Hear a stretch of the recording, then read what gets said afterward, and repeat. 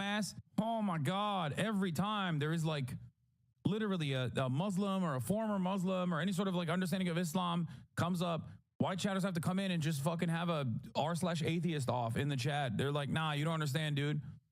At any given moment, you're subject to a fucking death penalty. What? The suspected Magdeburg attacker, anti-Muslim activist Talib, published his video shortly after his car drove into the Christian market. The government itself is the criminal. I consider the German nation, German citizens responsible for what I'm facing. For what I'm facing. How the fuck did he film this and post this? He made conspiracy videos about Sasan Shebli and Ali Utlu. Wait, Ali Utlu? That's another Turk. He was previously in Magdeburg, but reportedly lived in Bamberg. Also, Utlu is such a funny last name. But that's another fucking Turkish right-wing grifter in Germany. What is happening, bro? What is happening in fucking Germany, dude? What the fuck is going on, bro? Oh my God, look at this guy. Ex-Muslim, atheist, ordo liberal, Partelios, anti-religious and gay activist, CHP, Kemal Atatürk, laicist. Oh my God. Shut the fuck up. Is this like a ex-Muslim right-winger who also is a Kemalist in Germany? Bro, I'm sorry. We're so fucking cooked, bro. Turks, listen, we got to pack this shit up. We really got to do a cultural reset. We got to get together, okay? We got to shut this shit down immediately, okay? You understand me? We have to literally get together in our communities and just be like, what are we doing? Because from what I see online, notwithstanding the fucking community members that are in here, but German Turks are either like trying to behave like fucking their own version of the Salafists in the UK, but like in a very different way, in a very like ultra-nationalist, Turkish ultra-nationalist kind of way, okay? Or they're whatever the fuck this is. Why? What is going on, man? What the fuck is happening? Ali Utlu is an ex-leftist turned AFD supporter. Don't hate on Almancıs. Never will you get inside infos again. Bro, I'm sorry, but the Almancıs are so fucking right-wing, especially when it comes to Turkish politics, all right? Almancıs are so fucking... I mean, this is Almancı. This is it. We're going for zone Show B. chat. What? The German Turk neo-Nazis? What? Arcane and the Ninjas of Snowbody Mind Control? Sana ben de dahil bir sürü kişi söyledi ama anlamıyorsun. Kemalistlerin bir kısmı batıdan ve bağımsız olarak İslam ve Araplardan nefret ediyor. Yok biliyorum. Bir de Kemalistler değil. Şimdi bir de nasyonalistler de var değil mi? Neydi o diğer parti? İyi değil. Bir tane daha var. Zafer. Değil mi? Zafer miydi? Bayağı bildiğin adamlar artık iyice kafayı yemişler. Herkes kafayı yemiş amına koyayım. Ne yapacağız bilmiyorum. Ekonomi boka gitmeye devam ettiği sürece herkes iyice kafayı yiyecek daha da. Ali Utlu wants remigration, the Nazi word for deportation today. Bro, you would be fucking deported, dog. What the fuck are you saying? CHP çok solcu diye zafere geçtiler ama kendilerine hala Kemalist diyorlar. Yeah.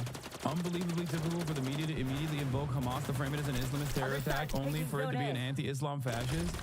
Yeah. Normal bir adam yok yani. Ya illa ya şeriatçısın ya da manyağın önde gideni sağcı faşistsin yani. Yok ortada normal bir adam yok amına koyayım. Kalmadı Türkiye'de. Solcu yok zaten. Bir de gelen göçmenlerden burada bayağı bozdu söylemi var yeni dalga geçtiğinde. Evet bir de o da var.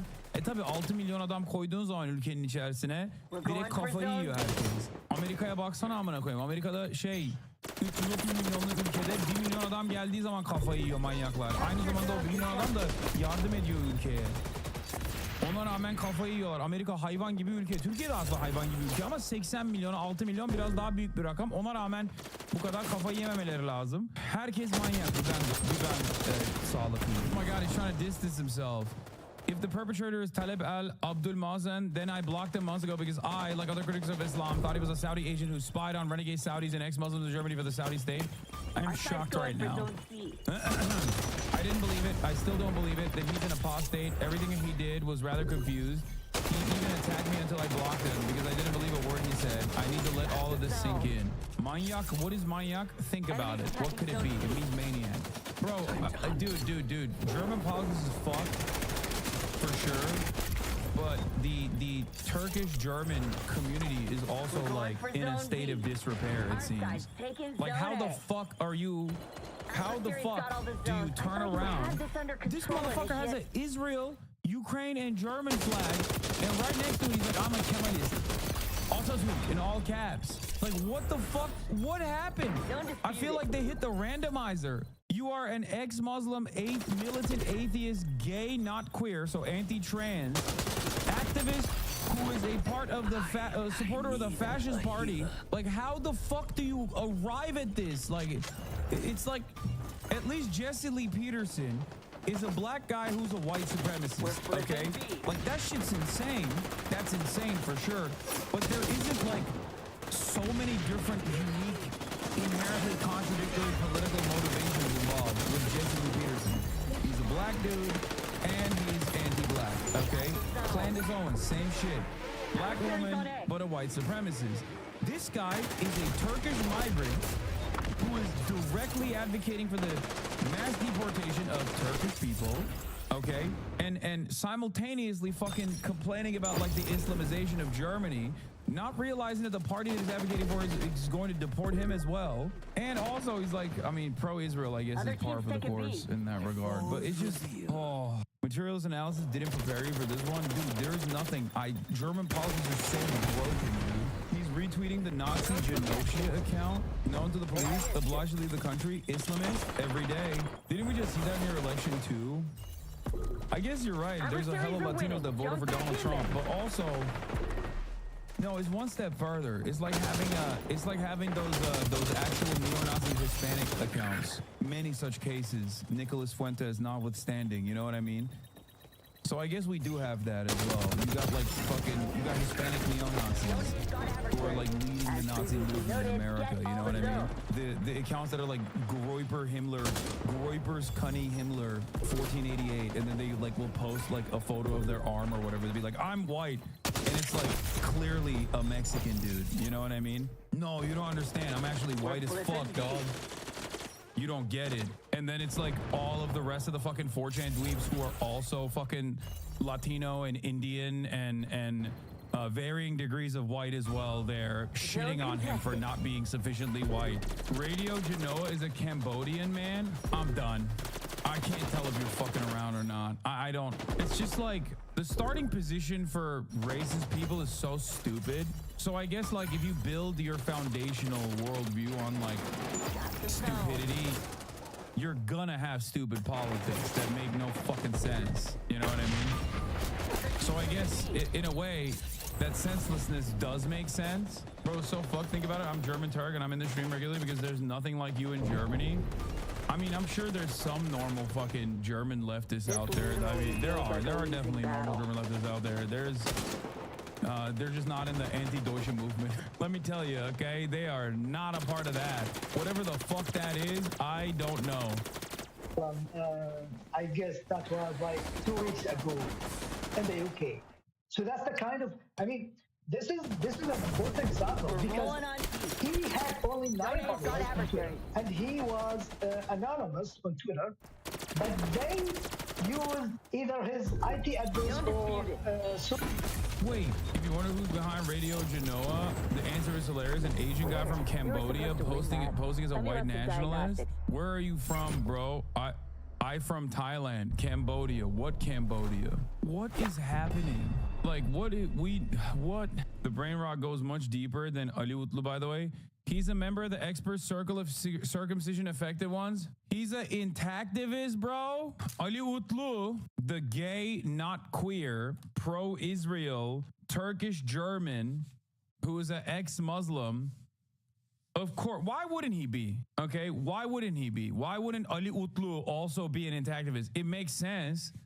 He's all the other weird shit too. God damn, what a goddamn shame this is. Like, what the fuck? To be fair, a white American expat who's an ultra monarchist, loved the Thai royal family, was on the news and popped off on the net recently. People are weird. Jesus Christ, dude. I should have never stepped foot into German politics, dude. The fascinating world of German politics is littered with some of the biggest fucking freaks.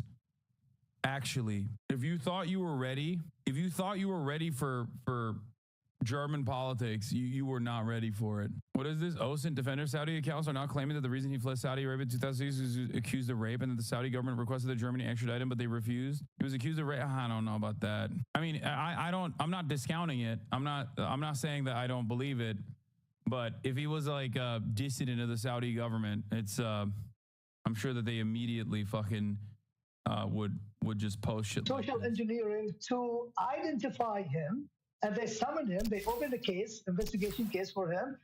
And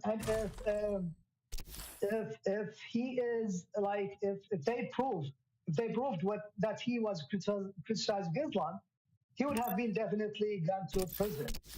So they do this actively. It's not like just, you know, if someone is confronting them or publicly speaking. No, they do this actively. They search for anyone criticizing Islam actively. They invest money into that, and that's why people are scared. So just by the way, had he not escaped Saudi Arabia, what would be the consequences of not being caught not fasting during Ramadan or skipping? Right. Let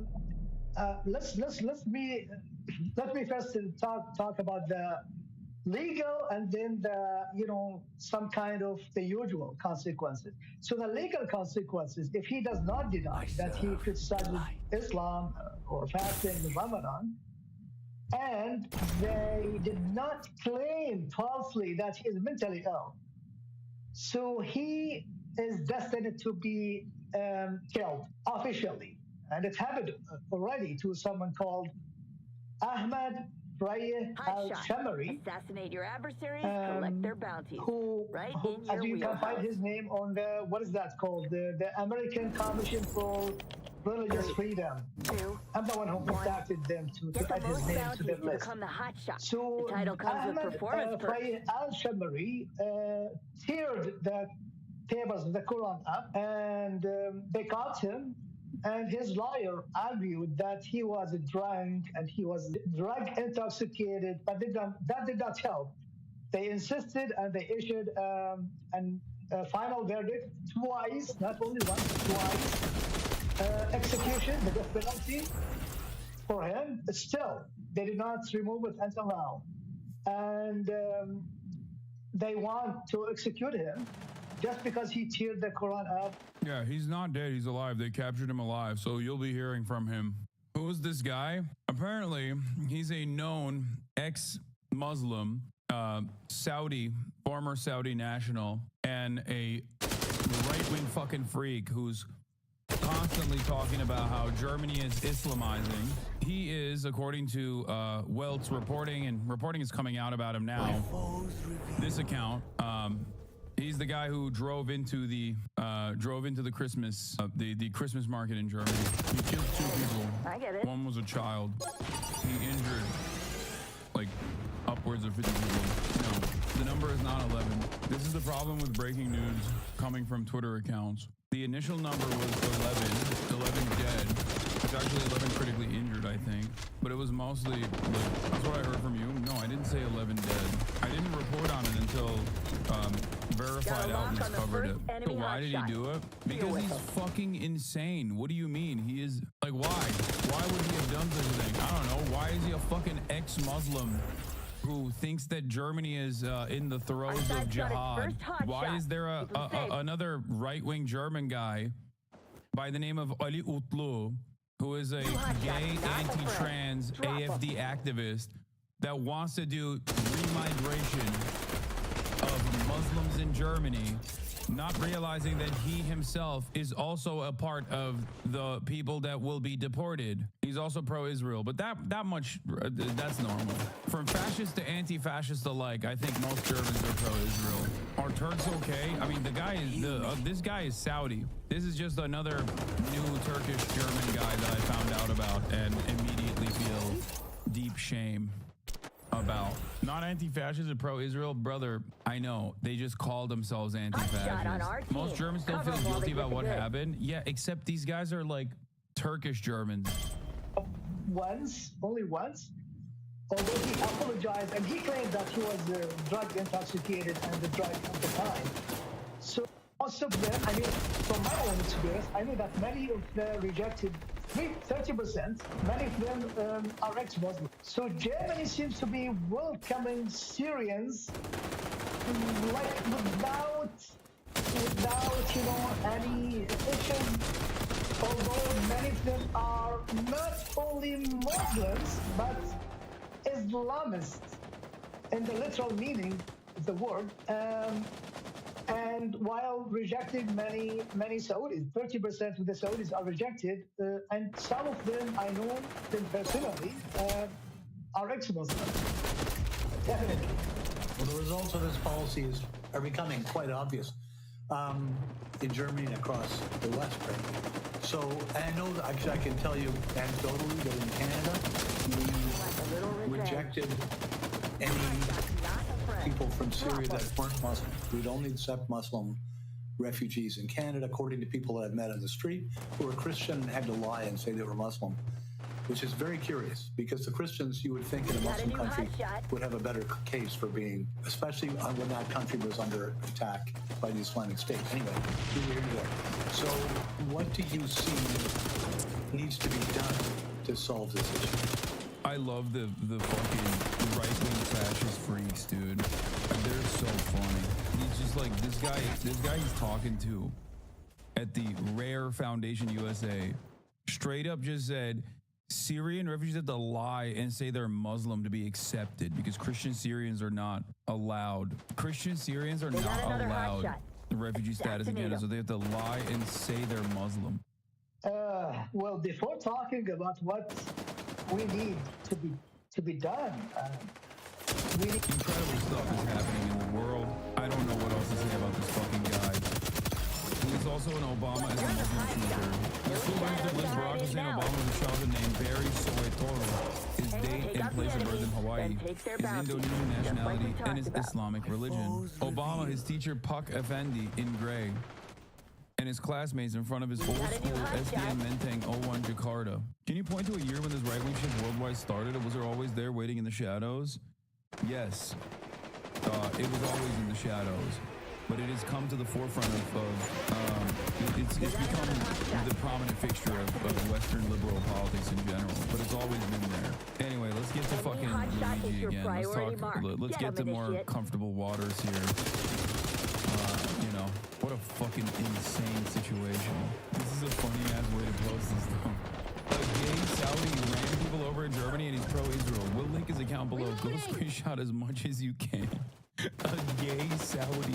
Also, it's funny that like even that fucking guy who's pro-Israel is like, I wish it had been done peacefully. Hot shot on our team. Cover them while they get the goods.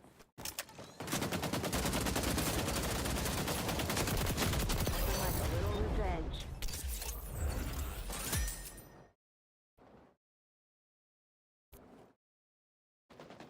New hot shot's not a friend. Drop them.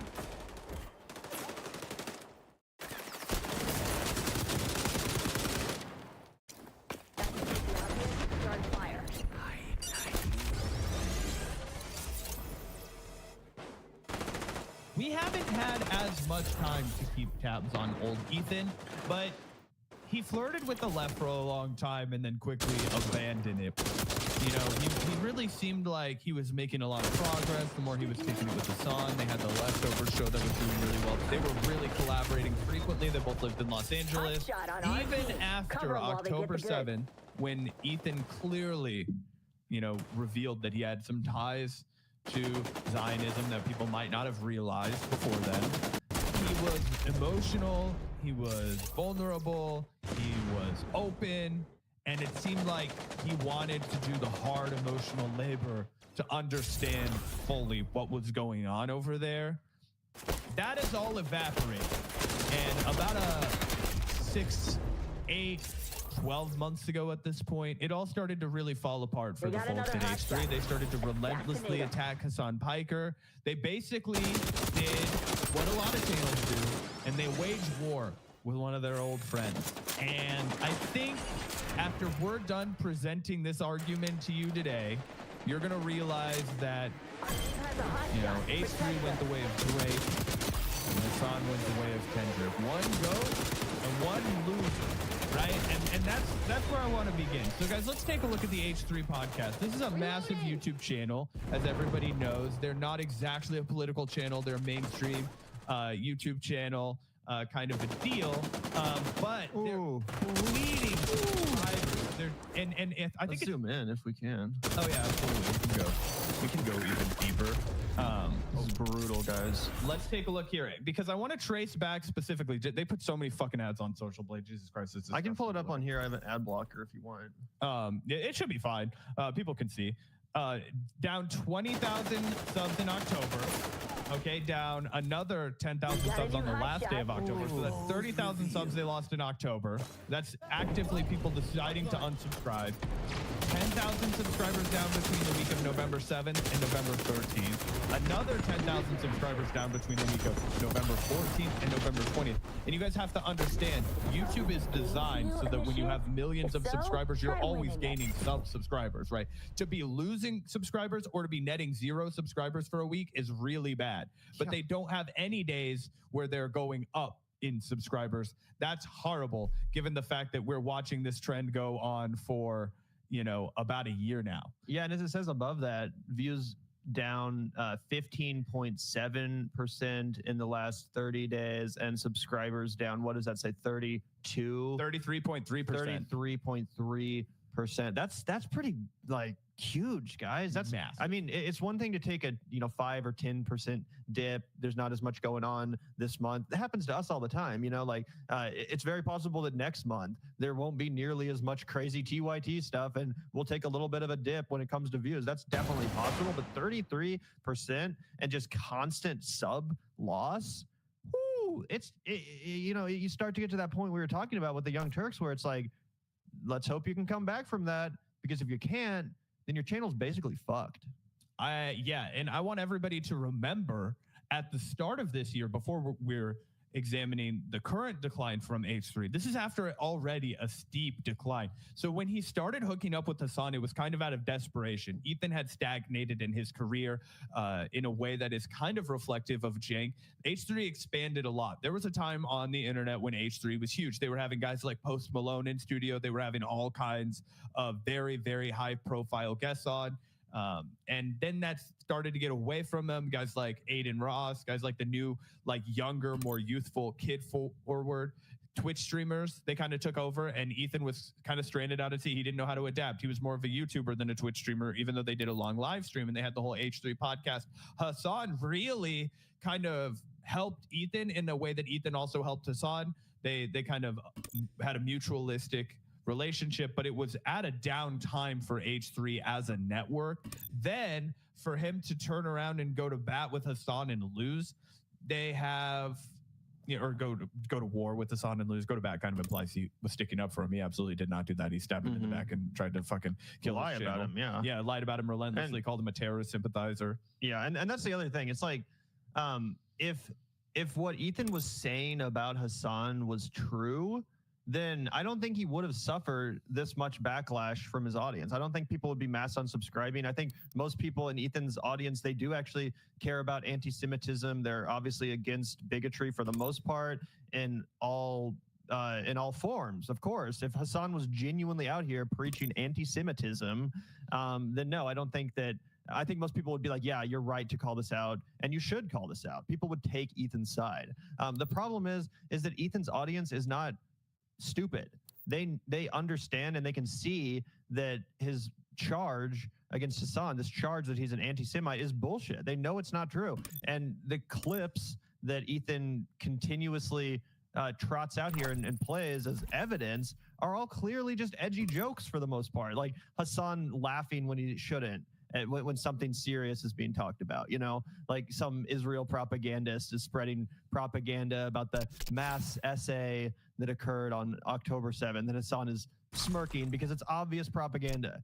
And then Ethan wants to say, see, look, Hassan doesn't care about women, and he thinks it's funny when Jewish women get essayed. That's what Ethan will unironically tell his audience. And the people in his audience are like, dude, we know what you're doing. This is not what you are saying it is. This is something that you're also guilty of. There's a million clips of you smirking or giggling when someone in the background is talking about something serious. There's a million clips of you saying shit that's downright offensive, downright racist, if we're being honest. Blackface, yeah. Yeah, and Ethan's gotten away with it because his audience doesn't mind edgy humor. That's part of his appeal. But yeah, that's going to come back to haunt you when you then want to start a witch hunt against a guy for edgy humor. 100%. And for people who don't use Social Blade, you're not a graph looker, this is all abstract for you. I think the best place to look is the H3 Podcast Highlights channel, because they stopped releasing clips on the regular H3 channel. They only go live on the H3 channel and do their massive live streams, which still do okay. They'll still do pretty good. But the clips are where big channels really thrive on YouTube, right? Because YouTube is still like a segment-based platform. People are going to be interested in watching you live, but there are going to be a lot more people who are interested in watching a complete story as a video. Anyway, this is the H3 Podcast Highlights channel, which has 1.55 million subscribers. Okay, let's look at what kind of numbers they're doing over there recently. Gavin, you're going to be horrified.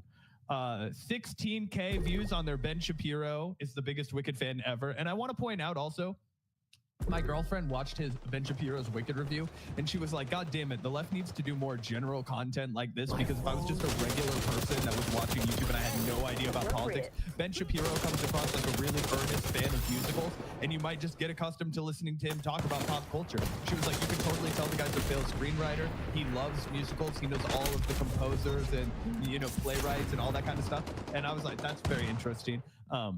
But the broader point stands that 12K on a video about the Liver King, 16K on a Ben Shapiro video, 19K on Dan Bilzerian, like 42K being a top video of your week on your Clips channel. 12K on his video going after Hassan. That dude's pathetic. I mean, this should be like the juiciest shit you're posting, turning on your former friend and co-host. And yeah, it's the shit that the least amount of people want to watch. Even his Dan Bilzerian video got like significantly more views. All of his videos get significantly more views than when he talks about Hassan, because I think most people in his audience, even people that are fans of his humor, they actually agree with Hassan on this issue, guys. And that's where I find myself. You know, I used to be a fan of Ethan. I genuinely enjoyed H3, and I thought Ethan was really funny at a certain point, but no, obviously Hassan is right about this. Obviously Hassan's not being anti-Semitic, and he's correct in his position as it relates to Israel. It's not that deep, bro. It's not that controversial. Your audience is not dumbasses, and they're not like George Bush era neocons who are thirsty for blood and want to see endless war in the Middle East. They don't want to see the destruction of innocent lives. It's that simple. 100%. And you got to think, guys, he has a huge production team. We played a video for you guys last week about how he was complaining about how subs were down, memberships were down, and he was like, people just don't like us. And his own producer, the camera cuts to him, and he's like, oh, people don't like you, bro. Everybody loves me. They still like me. And the comments, I'm sure if you go into the comment section, it is all just hate for Ethan, because Ethan's being ranged and everybody feels bad. Do we have that one clip to play later of him being like, I guess we'll talk about Hassan again for the views? Oh, we should pull that up. I don't have that one. What I did pull was this one, because it's the worst fucking video that he's put out that I can find, which is 3.9K views. And guys, he's really trying to go back to the bottom of the barrel, because what a lot of people who do YouTube because they have like a message that they want to get out, they don't make content that's specifically for people who are 9 years old. Ethan is now getting so desperate that he's trying to make, I guarantee you he's going to go back to trying to make Minecraft content. He's going to do more content with guys like Ninja, who are like old school Fortnite streamers that he probably still has good connections with. And he's going to try and make himself a channel that makes money off of like 8-year-olds who are just like swiping through their fucking parents' tablet. That's where I think this all ends. People who absolutely do not care about politics. But even that's eating shit. Yeah, I was about to say, I mean, I think that's maybe what he would try to do, but it doesn't seem like the numbers reflect any success as far as that strategy is concerned. Yeah, it's really down bad, guys. And I was talking earlier on when we were looking at the Social Blade tab. of where you can trace this downfall to. And really October, November was when he started to hit another just real decline, right? And we can throw this video up here. We don't have to watch it because you guys have already seen us react to it before. You can go find it in our clips channel. But he puts out this clip a month ago called "Hassan Piker is a Weaselly Liar." And then he put out another video where he said, "I won't let Hassan Piker lie to me about his audience." And he's in his gym in his like mansion, and he looks very unwell. He looks very unwell in all these videos. It's crazy. And now, as a grown man, he sits here in this weird, hat with a, I don't know, weird background, putting no effort into this video that absolutely tanks, saying Hassan did it again. And Ethan Hassan views. I want to find the clip of him saying what Gavin brought up, which is that While you find that, I also think it's worth noting that I imagine Ethan and Gila make a majority of their money actually from their Teddy Fresh clothing company, which is pretty popular and which they relentlessly promote. I have to imagine that the sales on that business are down as well as a result of this very backlash, which further proves that Ethan Klein is a terrible business person or content creator or whatever you want to call it at this point, because yeah, I mean this is a real financial blow that he's dealt himself and his family. It's gonna be kind of hard to come back from this.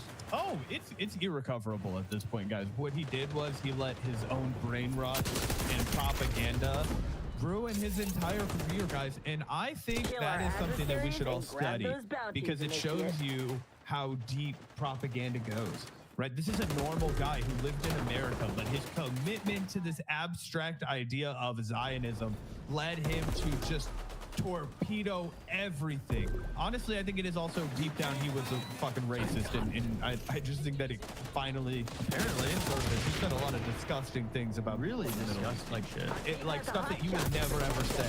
Just like, oh, I didn't beat him, but I was angry. Like, no, you fucking, there was a twin. Like, even if we come back from that, you're gonna have to confess to, like, I did have racial animosity in my heart, and I want to do work to be a better person. Now, there's no way to ever argue, oh, what I said wasn't racist, and it does make you circle back and further reflect on some of the comments that Ethan's made as an edgelord in the past. Oh yeah, 100%. It's totally disgraceful. And again, what I love about this story and the TYT story that we've been talking about so much is that it's actually proof that, like, in this day and age, it seems, at least on some corners of the internet, that actually, like, credibility is being rewarded and selling out is being punished.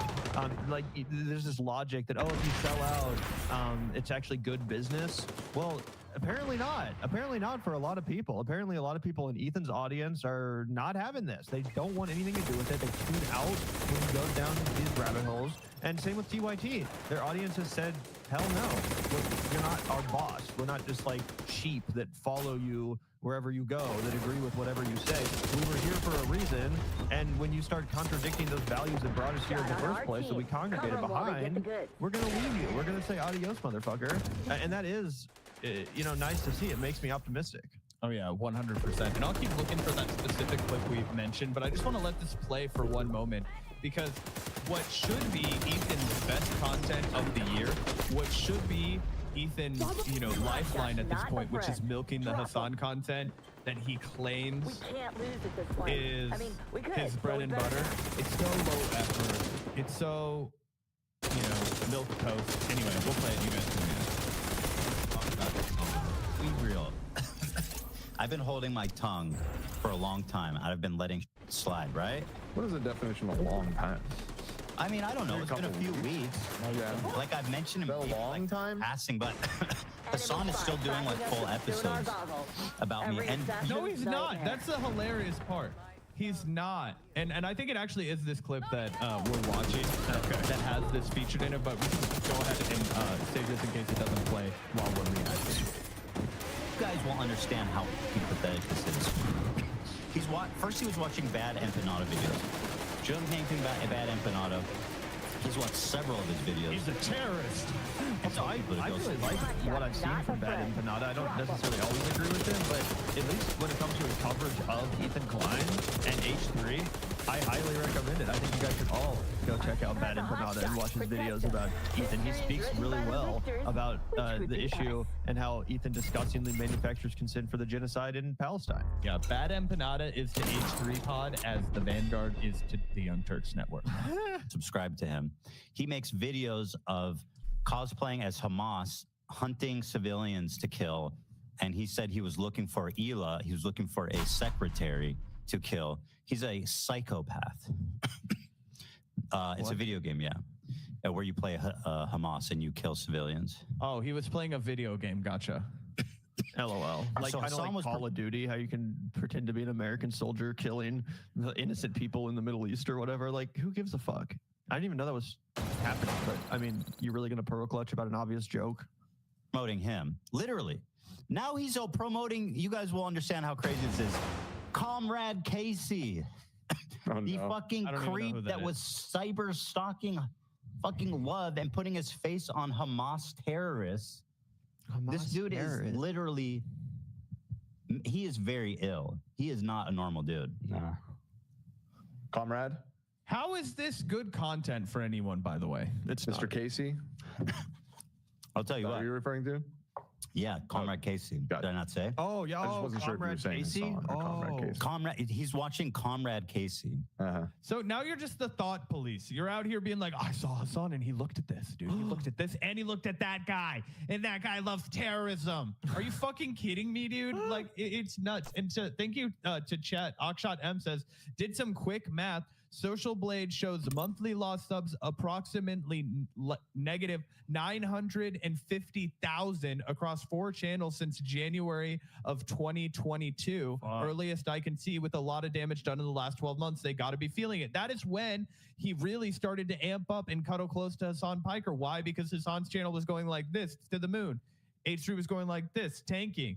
100%. I knew it was bad because that Sunny V2 account made an It's Over video like a year and a half ago for H3. It was like, these guys don't know how to be funny anymore. They're going the way of epic mealtime. And I was like, nah, maybe Ethan has a chance. He's really like on his political arc and these guys just don't value political discourse.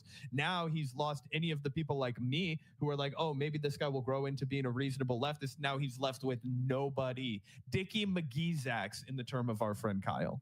Yeah, soon Ethan's just gonna be relegated to Cameo, and you can pay $100 for him to deliver a birthday message to your like uncle or some shit. Yeah, he's gonna sing happy birthday to a bunch of people who go to Disneyland in their 40s. Yeah. You guys in this community know how fucking pathetic that is. How pathetic But here he is Casey again. is. And again, like, I'm not doing this. I'm not watching. I haven't pulled up a single Hassan hate video and watched it. This is, again, he won't watch anything I'm actually saying. He will only, and he goes, I don't have time to watch that. There's a genocide going on. That's what he always says.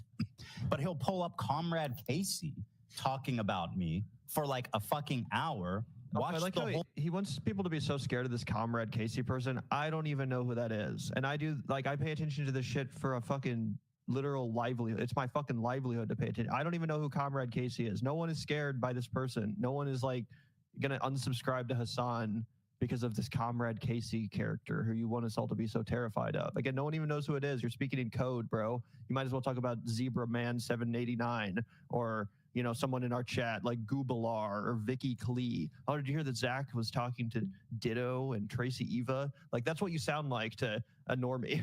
Yeah, it sounds made up, and it sounds made up to us for sure. And also, I guarantee you that Hassan is not spending hours watching this content about Ethan Klein. Okay, he doesn't care about you. You're irrelevant. You lost the battle. That's why you got 11,000 views on this pathetic video. And what's so great about this, guys, is that you heard him set the scene. You realize how pathetic and boring this is, and you guys aren't going to miss anything else. But let's quickly hear the part where you realize, well, maybe Hassan isn't talking about Ethan so much, but Ethan needs to pay his bills, and he thinks that the live viewer meltdown numbers will translate into content his viewers want to watch. We found out that's not the case, but this is him while he's still optimistic. Oh, Ben Spear is also a wicked queen. So we'll do both. We'll hit them both. Why don't we do the wicked Should one we first? clickbait Hassan? I mean, people click for that shit. Not in like a good way, though. I don't care. Who said that? Who said I care about that? Yeah, I got you. What do you think, Love? I don't know what's better. I listen. Honestly. Hassan Piker is Listen, I get that you're going to talk about it. I think at this point, it's pretty clear the people that still watch. Are you back, Nate? Okay. I just wasn't sure if I was still switching. well. Let's do a poll then, Dan. That guy's desperate to get Ethan to stop killing this channel because he doesn't want to have to get a straight job somewhere. He doesn't want to have to go looking on LinkedIn and say, well, hey, you know what? Let me fire up my Monster account from 2007 because now I have to go apply to be like a car salesman or something because my old boss is a fucking idiot and he torpedoed our success. Like, this is the same guy that was like, bro, why do you keep talking about Hassan? Our audience doesn't want you to. He's doubling down. He's desperately pleading with Ethan to stop killing the network. Yep, and that's the problem. Ethan is so invested in this emotionally, he can't see straight. He doesn't realize that it's bringing down the whole thing. And again, not just H3, but I would love to take a look at the Teddy Fresh sales and see how much they've declined. Because, like I said, I bet they make even more revenue off of that. Yeah. Should I? This is just solely from a totally cynical, dry numbers perspective. It's not should I. It's not this or that. It's like which one is going to get more clicks. Hassan Piker is whatever. I don't know. And it's funny too, because again, from a totally clinical perspective, you should stop talking about this. You know what I'm saying? Stop talking about it if you want to save your channel. If you want people to watch your show, you gotta move on. This shit is not the vibe, bro. I think I said this the other day, but it's like when you're at a dinner with a friend that you haven't seen in 5 years, and you're having some beers, and he gets a little bit too drunk and decides to call his fucking ex. And you're like, bro, we're trying to have a bros night. We're trying to hang out. Can you not get drunk and call your ex? That's what it's like watching H3 when Hassan gets brought up. It's a vibe. Everyone's chilling. Everyone's making jokes. And then all of a sudden, here we go. Occupy. Let's let's relitigate this. Let's get into your bitter personal history with your old friend and co-host who now you want to smear and talk shit on. Like, it's not a vibe. It's not funny. It just comes off as weird. Yep. Why not just write clickbaiting Hassan or It's not clickbait. current title? Well, you know what I mean. Yeah. Okay. Verse. That guy fucking hates Ethan, and I've not watched this show that much. This is current title. Okay. How about Hassan must apologize? You keep saying you should apologize for making Right. mistakes. Hassan Piker must apologize. Alright. That's pretty good. I'm clicking first. I think that would be better. But yeah, okay. All right, fine, haters. We're on the zone. This is how you death spiral, guys. Because hear me out.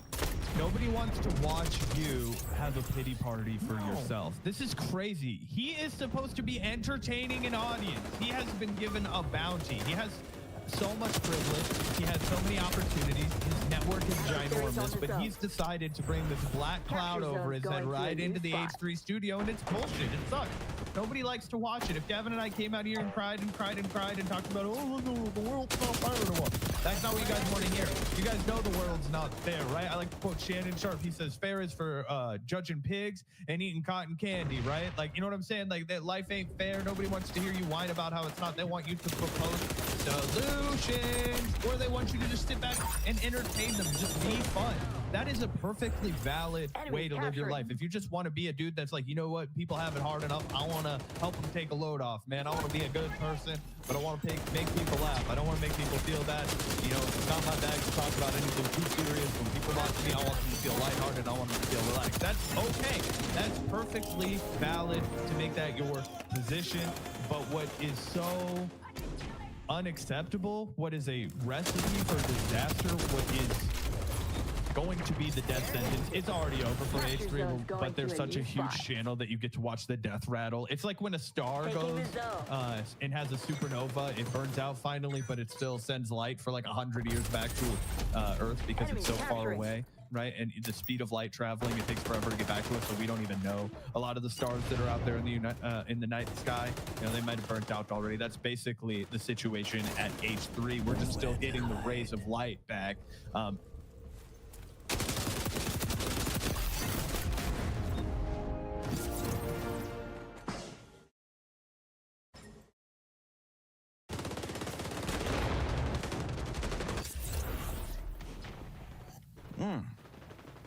man.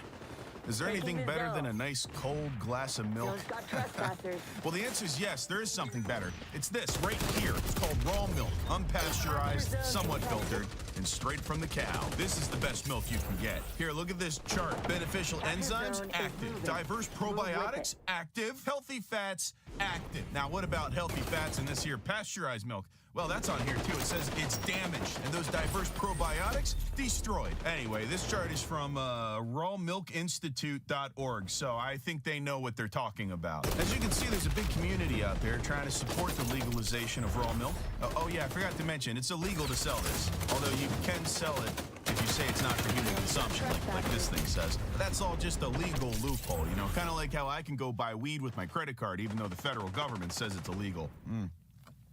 Yeah. So today, we're going to take a walk through the prairie, meet a couple honest, salt-of-the-earth raw milk drinkers, and hey, maybe we'll learn something. Like I'm learning something right here. Well, bottles of raw milk from a dairy in Fresno County are being pulled from store shelves after bird flu was detected in a recent batch. Oh? This comes after a child tested positive for bird flu in Alameda County last week. Experts say pasteurized milk is still safe to drink because the pasteurization process kills illness-causing pathogens, including bird flu. Oh. What can we have then? Like, seriously, what the hell? At this point, we can't eat or drink anything. What the fuck is going on? We should just eat shit. Ever since they started talking about the underground bunkers, that's when our food started being compromised and poisoned. I've been sticking to rice and beans and homemade tortillas. Bill Gates is behind all this shit. Why would anyone in their right mind drink milk? Yeah, all right, so what does this mean for a guy like me who drinks bird milk? Yeah, and toast. All right, now what side am I going to be on? I bet you hope it's yours.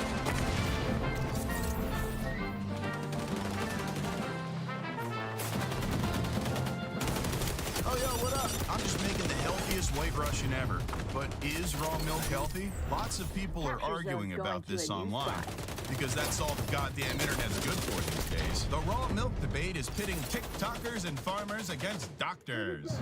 Susan Young's work starts early and ends late. Even later now that her small little farm has got a new product on the market. This summer, her home state, Iowa, joined more than 30 others that allow producers to now sell consumers dairy products, including milk, unpasteurized. That's raw milk. That provides a whole new income stream for our farm. If raw milk was so bad, how did anyone survive pre-pasteurization? The only thing preventing and demonizing raw milk is government standing in the way of health with tax revenue once again. Guess what? They didn't survive. Prove it! Food safety in America has come a long way in the last 120 years, and the risk of consuming raw milk is low, especially for the average American. But for young children, seniors, or pregnant women, those risks are higher and potentially deadly. Yeah, all right, wow. Make sure everybody knows about that. Mary McGonigal Martin was trying to find healthier food for her 7-year-old son, Chris. Internet research led her to raw milk. 3 weeks later, Chris was on a ventilator. Oh no, she didn't know about that. But in an era where soy, almond, and other dairy alternatives eat away at traditional milk's market share, Americans now drinking about 50% less milk than they did in the 70s. Yeah, that makes sense, word. Many consumers and farmers are glad raw milk is an option again. Okay, word. You see liberals who are maybe more likely to want natural foods, and you see it also with libertarians who are more likely to say get government out of regulation. We would just want the choice. Liberals and libertarians, those guys can't agree on anything. I grew up on a dairy farm in Finland, drank raw milk there most of my life, and I've never had any health issues. There was a listeria outbreak in lettuce last winter. Oh no, ban lettuce. I never got sick from raw milk. Raw milk is the best. Babies drink raw milk from their mothers and they're fine. Or maybe it's because it's from their mothers and not cows. So raw milk is illegal, but pot is legal. The legal pot destroyed our son's brain. I wouldn't touch raw milk unless I owned the cow or knew the cow personally. Yep, just as I suspected. A healthy back and forth with some top-notch etiquette. And I, of course, would like to share my own thoughts. My dear milk drinkers, both raw and pasteurized, why waste time fighting among yourselves themselves when you could join forces against the true enemy. Seed milks, almond, soy, cashew, all atrocious hipster bullshit that has seen far too much of the market share. Have you ever tried to drink oat milk on its own? It tastes like the water that shoots out of a dog's asshole after it goes swimming in a murky lake. Listen, I understand that giving raw milk to your kid might kill them, but you know what's worse? Giving them almond milk and watching them grow up to become New York bike messengers. You people need to bury the hatchet and realize you're on the same side. Here's what I propose. Liberal pasteurization advocates, I need you to organize a social media campaign convincing people that seed milk is racist. And now to the libertarians, I need you to stop trying to marry children. And post! All right, well, people can argue all they want, but the truth of the matter is raw milk is here, it's a thing, and it's happening. Fortunately, there's a lot of resources online on how to consume raw milk safely. Stop doing this right now if you drink raw milk. You know, a lot of people have been drinking raw milk. Why'd he knock the cup off the counter? When I first started drinking raw milk, I was doing something that I now know is, well, pretty dumb. Like most people, I enjoy a good cup of coffee or tea. When I want to get a little extra nutrition, I give it a hit of raw milk. Okay, see, he's about to give some good advice. So pasteurization works when you heat milk to over 161 degrees for a minimum of 15 seconds. As a result, you kill pretty much all of the bacteria. So this cup of coffee right here is over 180 degrees. You see how this is a problem, right? Oh, okay. He was accidentally cooking the milk, and that's bad. You're seriously overthinking this. The milk will cool the coffee almost immediately. It will not be equivalent to pasteurizing anything. Bro looks like my local homeless man, but he got some good points. I used to drink raw milk a lot, but didn't notice any health benefits, so I switched back to store milk. Safeguard back to society. Oh my goodness, the spilling, flinging, and flipping. I need to get lavender and meditate now. Supplements and content. Thank you. Huh. I wonder if that's the reason my 90-year-old mother who drinks coffee and milk every day gets sick often. Thanks. Oh, I don't like that last comment. It sounds like that person's about to feed their 90-year-old mother raw milk. And as we learned, that's bad. That's not healthy. I better hit them with a reply. Full of etiquette, it'll be an etiquette reply. Yo, I'm no doctor, but I think she's getting sick because that bitch is 90. Anyway, is she looking for a boyfriend? By the time I do my thing, you'll be able to milk her too and reply. I'm just kidding. I really posted a link to today's sponsor, incogni.com/bigmoney. You really thought I was going to tell this person that I wanted to fuck their sick 90-year-old mother until you could milk her? Okay, because I did. Yeah, no, that really is the reply. Yeah. But seriously, this video is brought to you by Incogni. Let's see that ad. All right, Mr. Jimmy? It just says Jimmy. Uh-huh. Yeah, that's me, boss. Well, Jimmy, we appreciate you applying here to work at Pleasant House. Yeah, I just really need the job, you know what I mean? I'd eat a cat's asshole for a little bit of scratch right now ever since my last gig dried up thanks to fucking incogni.com/bigmoney. Coupon code BIGMONEY for 60% off, fucking guys. All right, why don't we just cut to What's going on, everybody? Hope you're all having a fantastic day today. Now, ladies and gentlemen, I just had to go ahead and put this video together because I've been seeing things explode on the timeline over on Twitter. I actually saw this a few days ago, but of course, I had to get some other topics out, but I have to discuss it today because, man, oh man, Ubisoft is just missing out on such an opportunity. Again, I understand the position that they're in right now, but in my opinion, the concept of XDefiant was great, and this just further proves my point. But ladies and gentlemen, before we go ahead and dive deep, if you guys are interested in more content just like this, don't forget to subscribe and hit that bell. We post daily here at 8 in the morning Eastern time. And of course, if you guys are interested in my live streams, I do stream Monday through Saturday over on Twitch, starting between 12 to 1 p.m. Eastern time. And today, we're actually checking out Marvel Rivals again. I've been grinding out a decent amount, so if you guys want to hang out with me, hop into the open lobby, squad up with us in Marvel Rivals, by all means, tune to the stream. I got a link to that channel down in the description of this video.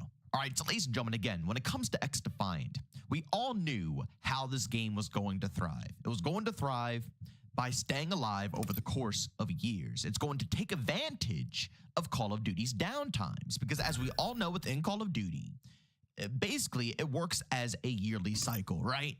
Every year it drops a new game. It's hot. It's, everybody's talking about it. Everybody's excited. People play it for a few months and then they all leave. I mean, that's just literally what Call of Duty is all about. Call of Duty does not thrive off of, consistent, really solid seasonal updates, which it is getting better at, don't get me wrong. But seasons aren't the bread and butter of Call of Duty, like, compared to a game like Fortnite or Apex, any other game that is a long-lasting game. You know, the seasons for those games are where it's at because they aren't getting another game, right? They only have one title, so they are excited for new content, you know, new implementations, shake up, so on and so forth in the game that they enjoy.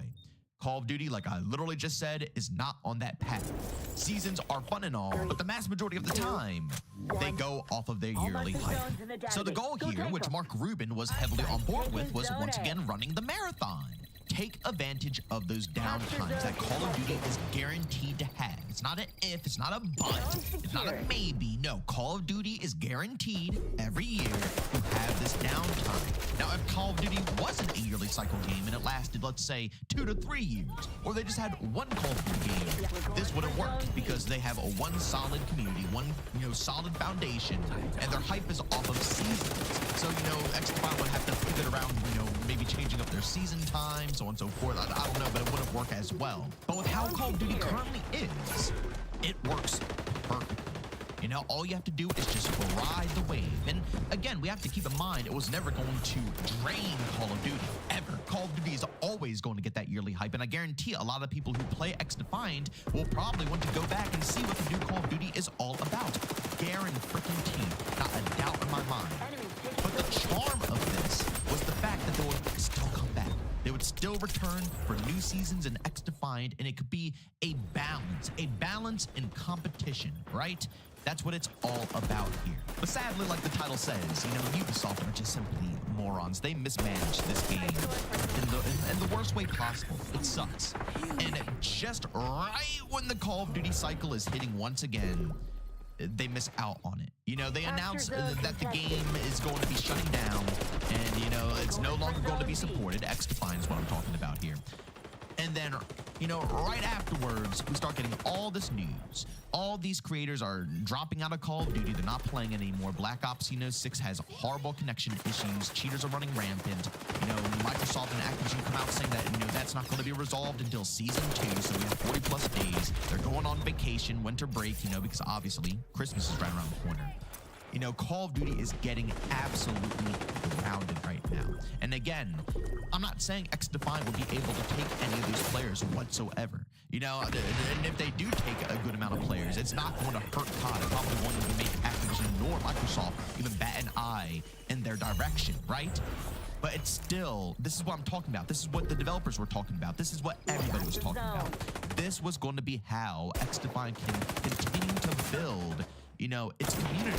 People will start to witness that you can play more than one game. There are more alternatives out there. You don't have to play only one title.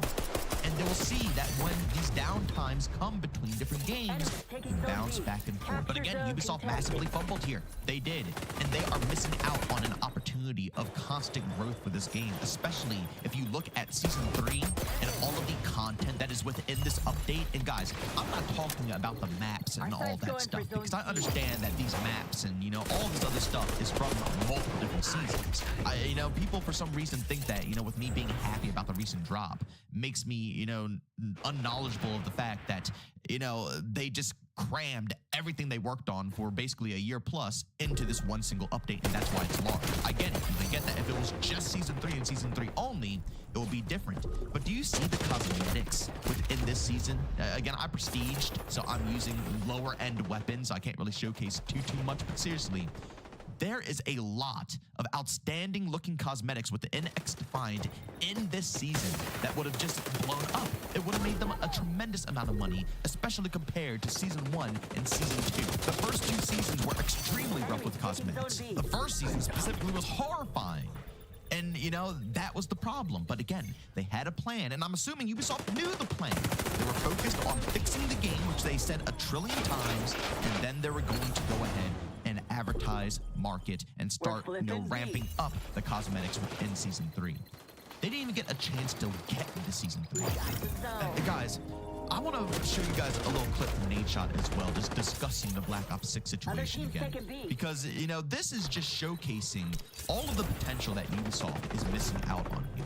Call of Duty has served us up a pile of shit from a network performance standpoint, they won't invest in better servers, higher tick rate servers. There's no server protections. There's no safeguards to make sure players are having a fair gaming experience. The shame in all this, like the biggest issue that I have with all this is that Black Ops 6 is actually a lot of fun. The game is fun for me to play if it were working properly. The core mechanics of the game are fun. I enjoy the movement. I enjoy the gunplay. I enjoy some parts of the foundation of the game, but I can't play it. I can't enjoy it. There's no integrity. Somebody's cheating, or the network sucks, or the game is broken. I'm certainly not retiring from Black Ops 6, but I definitely will not be playing it every day. I just can't. I don't enjoy it enough to sit here and play it every day. They made a great game, but then they try to save money for their shareholders, for the bottom line, for their business units, their P&L. They think nobody will notice, nobody will care. Times have changed, Call of Duty. We gotta wake up. Ladies and gentlemen, it just absolutely hurts knowing that Ubisoft is cutting off allowing people, new players, to download XDefiant right during this time. This is practically how every single creator feels within the Call of Duty realm. Now, I will say, I wish a lot of these guys would, they talk the talk, but we all know they're going to hit up Call of Duty a lot, and they probably won't give XDefiant a go, which I wish they did. But at the end of the day, this is the potential I'm talking about. Across the board, every year, people are going to slowly, drop away and need a little bit of a break. And XDefiant was that alternative. It is literally, that COD. It's what, Marvel Rivals is to Overwatch. It's what Delta Force is to Battlefield. XDefiant was that alternative to help people have variety in the niche that they enjoy. To cut it so soon before it can even tap into the potential that's there is it's mind-numbing. It's mind-numbing to me. And honestly, how Ubisoft handled it is just even more disgusting because they spent all their money on basically advertising this game, getting bigger names to play it, talk about it, so on and so forth, during the prime drop of a Call of Duty game, right? And then during the downtimes, they're picking up lower end content creators, people that basically we have no clue of, like on Twitch, for example, people who are, I don't want to say lower end content creators. They're still pulling in hundreds and hundreds and hundreds of people. But they don't give a crap. They probably don't even know or play Call of Duty whatsoever. They're just literally, they're non-COD names. Imagine if Ubisoft halted, waited, and let Call of Duty run its course, and then use all that money, all that advertising cash to, get Call of Duty players during this down period to pick up XDefiant and play and showcase to a newer audience. And again, it's not gonna, get these guys to stick around and play XDefiant forever, but it's getting it to the right eyes, the right people, the clientele that they want for this game. Instead, they have, again, like I said, random people who don't even touch Call of Duty or, care about XDefiant properly, who are, getting partnered streams, or paid advertised streams, so on and so forth, to push the game out there. Pushing it to the wrong audience, in my personal opinion. But regardless, I just had to put this video together here because it's just, it hurts every single time I think about it. The fact that this game is getting shut down without ever getting its proper treatment. Since the beginning, Ubisoft mismanaged this, and it just, it sucks. It sucks for the devs who are very passionate about this project, who love this game. It's sad to see that it's just spiraling when it could be more successful. This cycle in Call of Duty is known, and Ubisoft made it clear that they knew about, the process of XDefiant, that it needs to go on for the long run, and, it's going to be a process game. That's what hurt. It just makes no sense. It's like we all knew it. They knew it. They knew the steps that had to be, taken to get the Call of Duty crowd over to their game. It's going to be timely, yet and still caught the axe. But it is what it is, ladies and gentlemen. I just wanted to share my personal opinion on this. I wanted to show you those clips from Nade Shot and express, how it's just so much missed potential here while everybody is just very down and hating Call of Duty. Black Ops 6 is rough, and I'm not saying this as, someone who hates COD, because I think Black Ops 6 is pretty fun. But I'm saying this from, people who only the COD content creators, people who are, pretty much, flown down every single year to see the new Call of Duty game, that crowd, they're all livid right now, this would have been the time. And it just kills me to see that they couldn't take advantage of this time. But ladies and gentlemen, as always, if you enjoyed today's video, leave a like. If you hate it, leave a dislike. Don't forget to subscribe and hit that bell. I post daily here at 8 in the morning Eastern time. And as always, if you guys want to catch my live streams, I stream Monday through Saturday over on Twitch. You guys find a link to that channel down in the description of this video. But as always, thank you for tuning in. And I'll see you all on the next one. Peace out.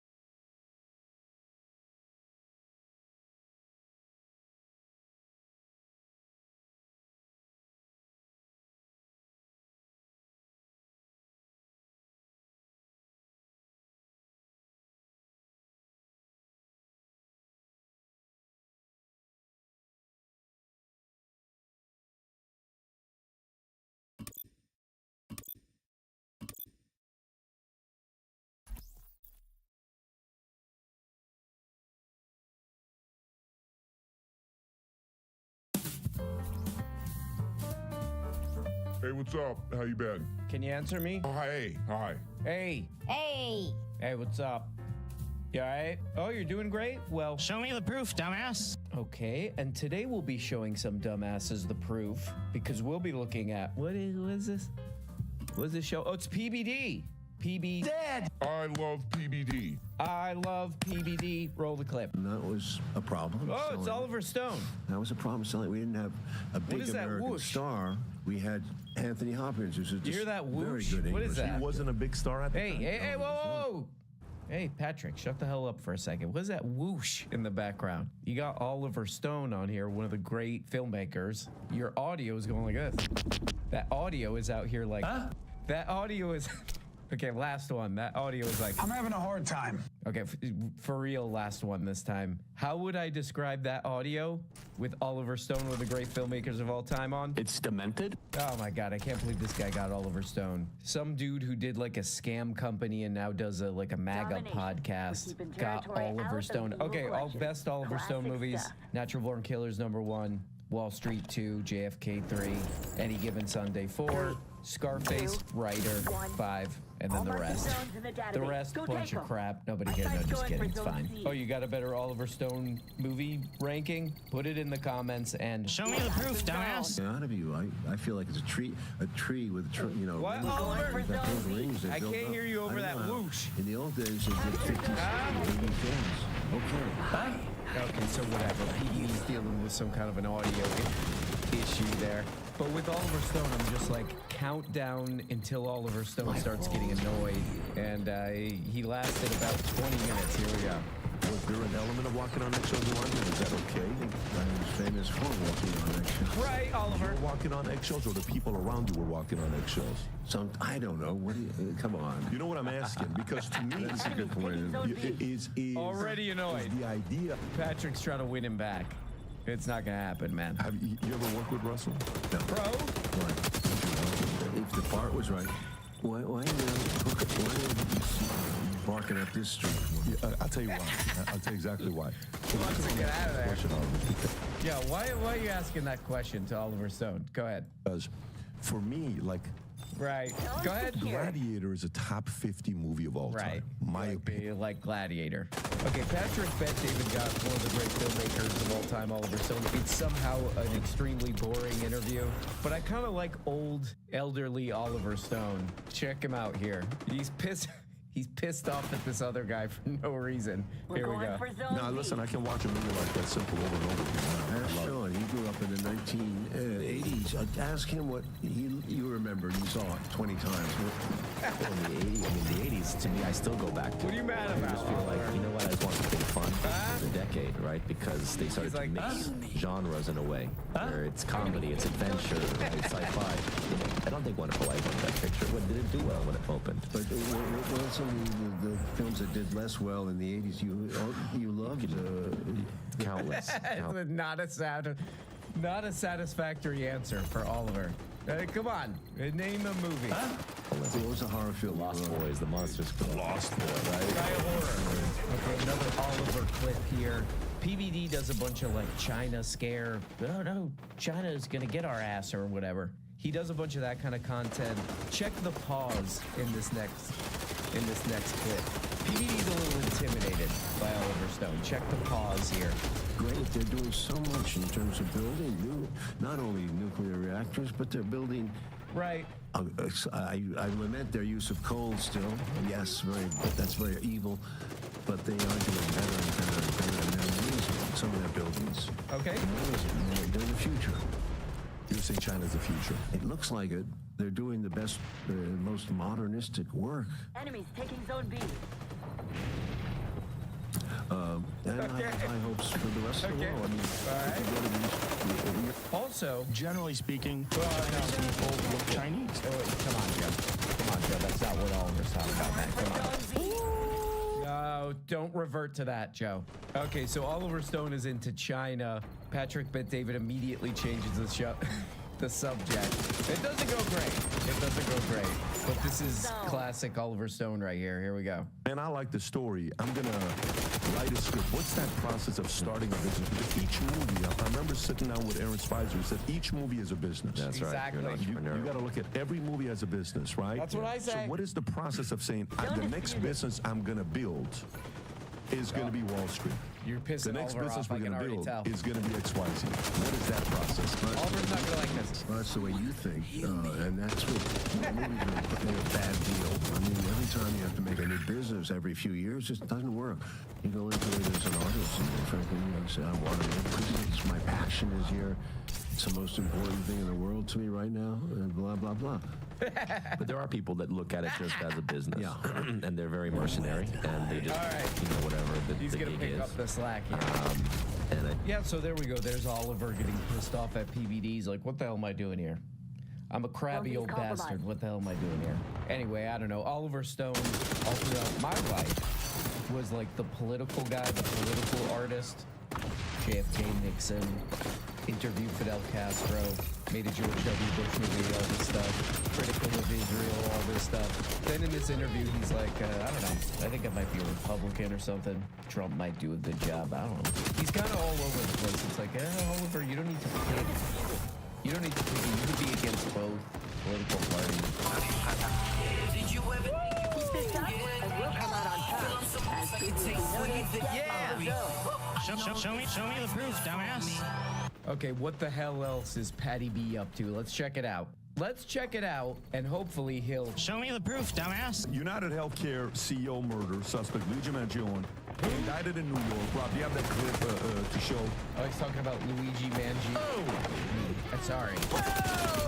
No more, man. Indicted in New York. President Trump finally comments on it. And this says thank God. Things. While that's taking place, you got a stunning poll comes out that finds more younger Americans think that CEO assassination was acceptable than those who don't, which is absolutely insane to think about. That's this right. poll. This poll by Let's check the PBD audience reaction to this one. 370,000 views. Whoa. Whoa. He wasn't assassinated. His claim to life was denied. Amen. Denying people healthcare after people have paid into that system is a whole new level of evil. Don't expect me to have sympathy for an insurance company CEO. I have no sympathy for the CEO. This is PBD's comments. It's nice to see both sides united on how much we hate the healthcare system here. It should be illegal to have businesses that profit from people dying or suffering. Oh, man. Pretty much universal. Get this far here, Rob. If you can go to what the president said, go right ahead. Go ahead. Healthcare shooting. Can you give us your thoughts about that? And what do you make of the reaction? I think... Yeah, I can give you my thoughts. It's weird. Okay, it's weird. Anything else? Bye-bye. Okay, it's leaving. Found the suspected shooter. Does that I think it's a terrible thing. I think it's really terrible that some people seem to admire him, like him. Right. And I was happy to see that it wasn't specific to this gentleman that was killed. It's just an overall sickness as opposed to a specific sickness. Okay, he's doing a little improv here, but what does that mean? I was happy to see that in general, it's overall, all across the board. What does that mean? Yeah, I gotta go. I gotta go. Bye-bye. Look, it's terrible, but across the board, you know, if you look at overall, it's, you know, it is what it is. I think I'm gonna go with that. And I was happy to see that it wasn't specific to this gentleman that was killed. It's just an overall sickness as opposed to a specific sickness. That was a terrible thing. It was cold-blooded, just a cold-blooded, horrible. I like that there. People are always imitating the little Trump, you know, mannerisms and stuff. That's an underrated one right there, where he's like, it was a cold-blooded killing, just a cold sick. Terrible thing. It was cold-blooded, just a cold-blooded, horrible. It was a cold-blooded killing, just a cold sick. Let Vinny talk, man. Go ahead. These are Democrat leftists that are using this opportunity to celebrate gun violence. Do you guys understand how hypocritical they are? And they're getting tattoos. Have you seen this? They're getting tattoos of him getting shot and saying deny, defend, and can we bring some of those up? Yeah, this is a real funny one because this video was uploaded today, the day I'm recording this, so they had ample time to read through their comments. All the comments are like, our healthcare system is pure evil. You know, that's the topic. That's what people are directing this toward. Yeah, it's pure evil. But these goofballs kind of know they can't talk about that. So I don't know. They don't really know what to do. They're just like, what did Trump say? Oh, he said... It's weird. Okay, I guess we'll go with that. They could just be like, yeah, look, it seems like people are pretty pissed off about the American healthcare system. Interesting. Okay, next topic. Next topic, bathrooms in women's sports or whatever the hell they talk about. They just can't get this one. They're in direct conflict with their audience. They're just sticking to it, I guess. But to me, Tony Robbins was here 2 days ago. Yesterday. Oh, you got Tony? Was it yesterday or 2 days ago? Tony Maloney, what day? Hey, what day was it? Hey, I need to know what day Tone was in. Oh, Tony, what's the guy's name? Tony Robbins? Tony Robbins was in there going like this. Huh?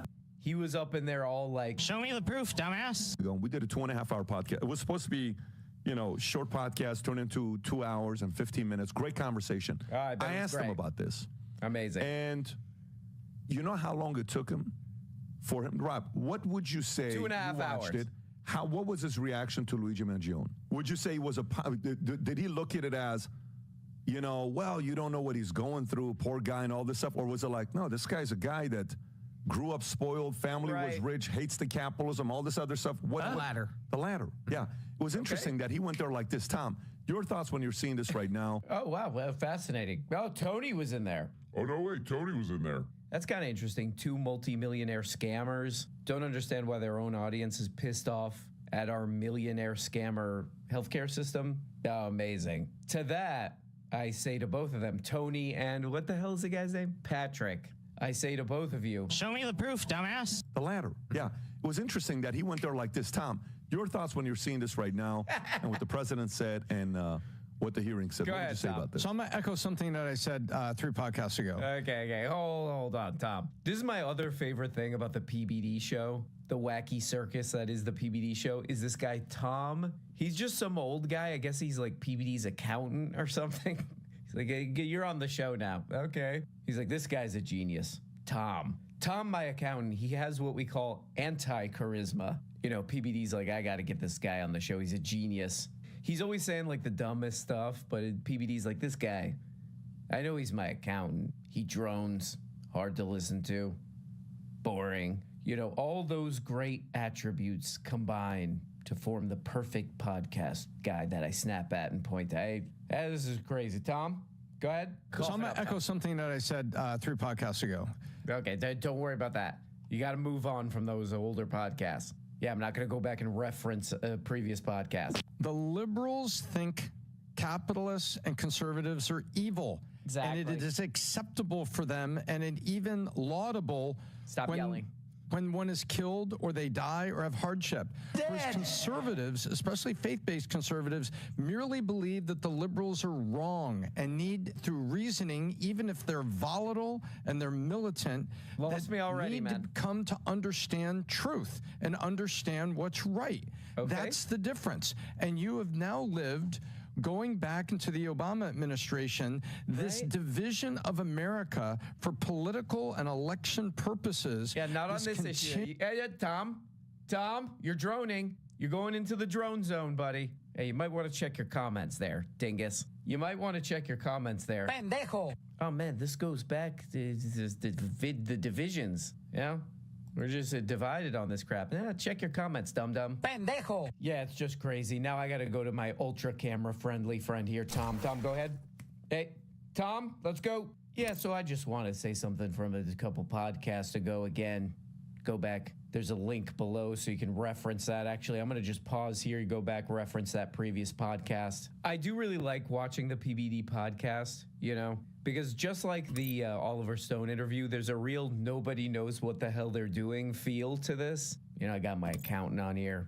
Guy's reading off a paper, you know, not looking at the camera. No one knows what the hell he's talking about. And I hope to God they're not accurate here, because I hope it's really not 41% of people that have emerged. Tom, you gotta look at the camera, man. This is not a very compelling visually here. Hold on, I gotta reference my phone. Oh, the app opened. Adam, can you help? Adam, why is Maps open?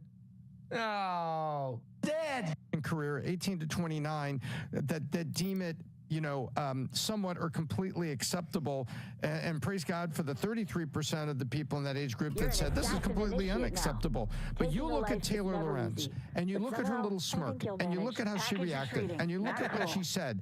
She used the word joy. Calm down, Tom. And you look at Taylor Lorenz, and you look at her little smirk. She's kind of cute, actually. Hey, Tom, come on, man, clean it up.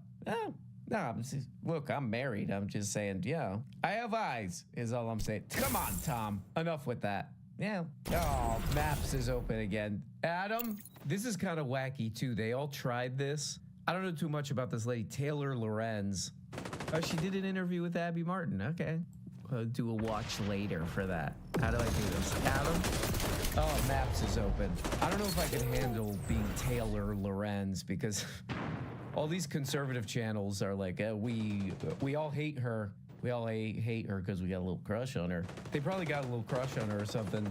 But Tim Pool tried this too just like a week ago. What is this? Taylor Lorenz. What is her name? Defends herself, celebrating this thing.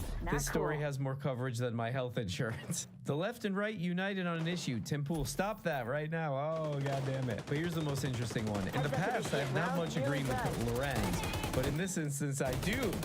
Period. Oh, whoa, that guy wrote out period. He means business. Boom, boom, boom, boom. He's doing that. In the past, I didn't agree with Taylor Lorenz because she spit on him. And they threw him in the prison. Somebody needs to sit down with this guy. I know the court and everything. He has to wait for the trial and be like this. Hey, what happened? What makes you, silver spoon in your mouth, 140 IQ, great family, what in the God's name would make you do something like that? Right. You could do that, Vinny, or you could just read your comments. But yeah, that would, okay, never mind. That would require Vinny reading. Your turn on defense. Which there's no way that's, let's be real. There's no way that's gonna happen. You're about to be value-tained. Value-tained. Vinny's gonna look at those words that people write below the video and he's gonna go, huh? To Vinny, words look like this. What? Okay, what the hell is PBD's little ass? Whoa. Up to? What the hell else is he up to? Let's check it out. All of a sudden, the last, I want to say, week, about 2 months ago on the podcast, and I'll show you the clip here in a minute. Okay, go ahead. I said, but they're going to try to divide. I said, I predicted what I said. I said, they're going to call who the president? Oh, exactly. They're going to call Elon Musk the president, and they're going to call him Puppet Master, and they're going to put him on the cover of a magazine with a Puppet Master, whatever. You remember that? And you even went on ChatGPT.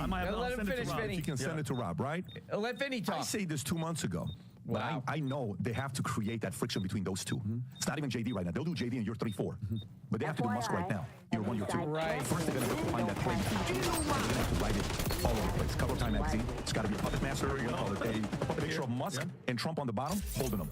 Just to poke the bear. That's what they're going to do right here. And they're going to say, the president of the United States is really Elon Musk. It's not Trump. Bingo. Elon Musk is the president of the United States, and he's toying with Trump. Pastradamus. Poke the bear. You can pause it right there. Oh, great. Okay, this is another great PBD segment here. They never mentioned the actual story, which is kind of weird. But long story short, what is it? TDLR. The TDLR on this. The TDL on this. The TRL. on this is that Elon Musk is using his money basically to influence government decisions, which is kind of shocking because people with a lot of money never have influence on the American government. But that's pretty much it. That's true. Elon Musk is like, hey, I have a lot of money. You guys do what I say. You better make decisions in my own image or something. But the story that PBD and PBD and the boys, PBD and these other guys who live in Florida, they're like, look, I knew it. They were going to say that Elon Musk is the puppet master to divide them, and then Trump is going to get pissed off. They never mention why people are saying this. They never mention that Elon Musk is using his money to, basically be like, I'm a billionaire. The government has to do what I say. But anyway, that's the story. That's not the funny part. Here's the funny part. Somehow this segment ends up here. His name was Speedy Espinoza. He would leave his underwear on his bed and go for the weekend with this girl in Nashville who, I don't want to say who anyway, so you don't want to say what? Wait, Speedy did that? And what's the guy's name? Speedy? Pendejo. Did that? Oh, that son of a bitch. Literally, I barely cut anything out. It just ends up here somehow. Yeah, Speedy Espinoza went to Nashville. And what happened? What? You just called out Speedy? One weekend, Speedy. And this guy was 5-6 years older than me. And I was 18 years old, but I was done. One weekend, I took all his clothes and I dumped the weekend he was gone because he would leave his underwear. And I don't even want to tell you what it looked like. He would leave his briefs. I took his clothes in a plastic bag. I dumped it in the trash. Absolutely. My room would smell. I can't deal with smell. Yep. He came back saying, where are my clothes? I said, in the trash outside. Yep. I said, don't ever leave your underwear here before you leave. Wash them before you leave. I'm not going to. Every time you leave. Elon Musk is next. Or I'm not sure how it connects, but if Elon Musk is listening to this, you take this into account, in some capacity. Same story. Same segment.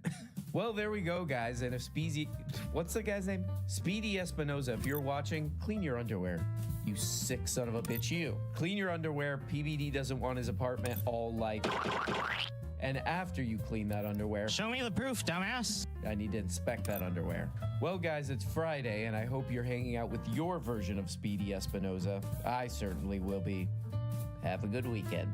Love you guys. Bye, bye, bye, bye, bye, bye, bye, bye. Bye, bye. Hi, hello, my name's LeDron James. For some reason, I'm sort of a what was the guy's name? Speedy Espinoza of this show.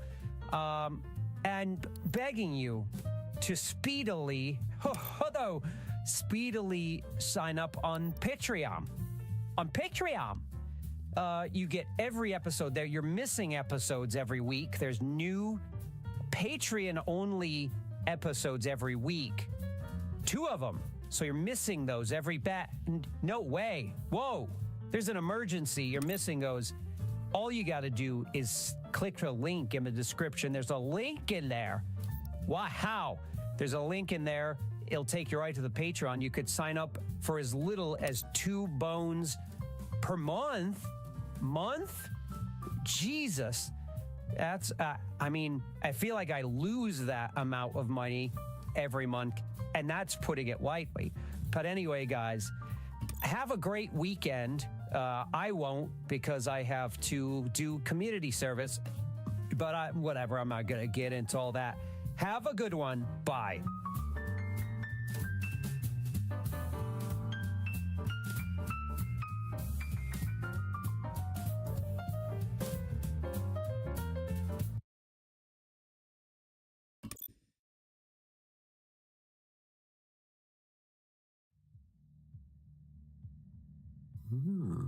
Interesting. Hi, everyone. Hello to everyone out there in the public.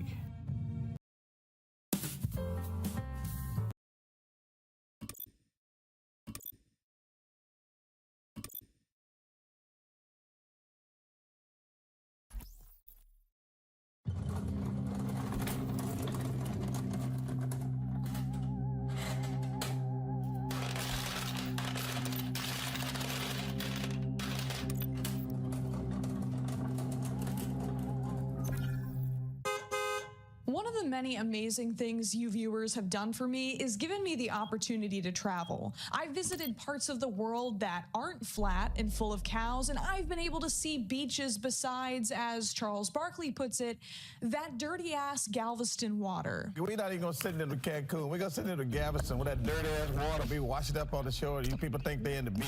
And I've loved it. If I could take the sound of waves crashing against a pebbled shore as a supplement, or bottle the crisp, cold air whistling through Rocky Mountain pines and hit that like a vape pen, I'd probably get away with seeing my therapist a lot less. Which is to say, I completely understand the appeal of van life. To be able to hoist your metaphorical anchor and go wherever your non-metaphorical wheels can take you without leaving home behind. But the popularization of van life content over the past few years has raised some really interesting ethical questions. For instance, how many people is too many living in one van? A dink and their foster dog? Sounds pretty cozy. But what if we add another person? Another? How about a few more? Well, as long as every one of those people is an adult capable of consenting to snuggling up like so many sardines in a sexy, slimy sardine can, I don't really see a problem with it. But as with most things in life, this gets a little more complicated once children are involved. Last year, I made a video about a concerning type of content interrupting my feed of sepia-toned travel vlogs set to calming music and tan-tattooed women decorating decommissioned kidnapper vans that I used to let my brain wander the country while my feet stayed firmly planted under the desk at my 9 to 5. Children carted around like carry-on luggage with less square footage than our country's worst criminals, while TikTok users were voyeurs to their monetized misery. Children whose comfort and privacy were sacrificed for a new, groovy alternative lifestyle their parents had chosen for them with no ability to opt out. That video has more views than anything else I've posted to YouTube. It basically jump-started the channel and is the reason I finally left my respectable grown-up job to do this reputation-ruining bullshit for a living. Please like and subscribe to keep a future unemployed influencer off the streets and out of your neighborhood. But that was 2023 Funky Frog Bait. 2024 Funky Frog Bait is smarter, stronger, hotter, has more subscribers and much cooler hair, so I'd like to take another crack at this topic. While I still like my original video, there's a lot I would have done differently, and today I want to take a more empathetic approach with some extra cinematic flair. So I hope you've grabbed some snacks and emptied your bladder, because we have a long road ahead. Wait, hold on, wait.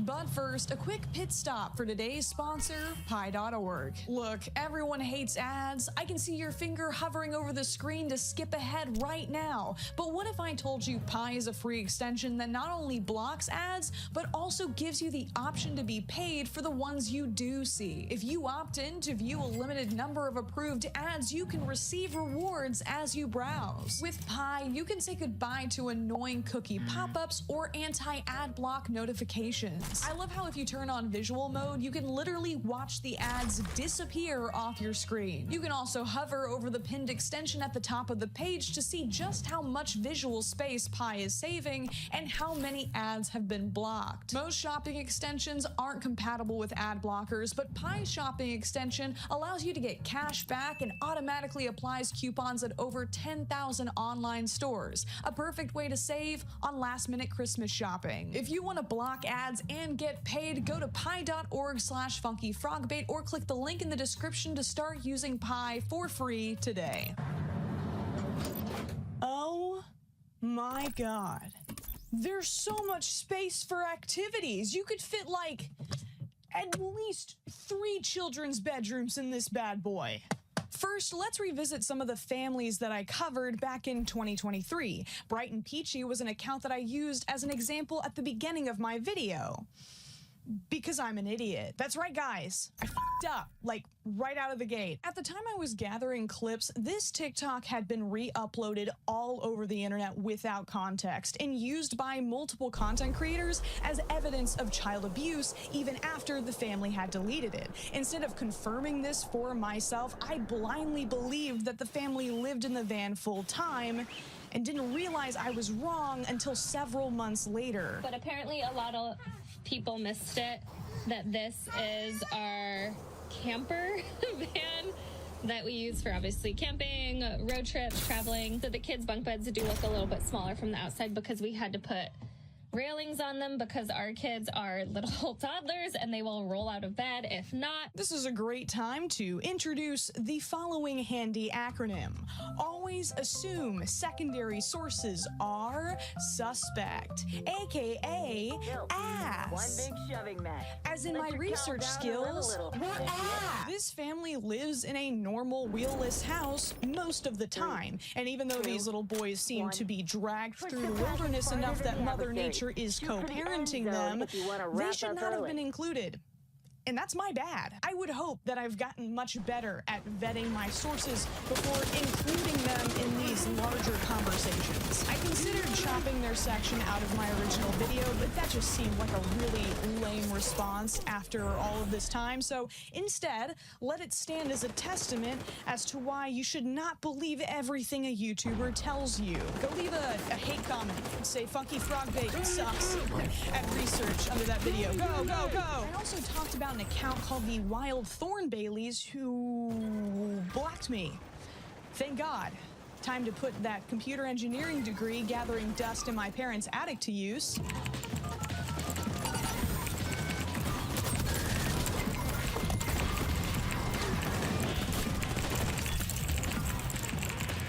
Yeah, blocking is more of a symbolic gesture more than anything else. This family actually upgraded their living situation not long after my post. Wow, that looks fancy. I'm sure the kids have so much more. And now into the kids' room. Well, I guess it's, technically better, but those mattresses are not beating the Ozempic allegations. Your mattress is thin enough to fit into a pizza box after being folded twice. You have some very expensive surgeries to look forward to in your 50s. That's about 2 inches of cushioning between their malleable child spines and solid plywood. The Bailey family has been traveling for 4 years, and their children are still sleeping on thin mats with zero privacy.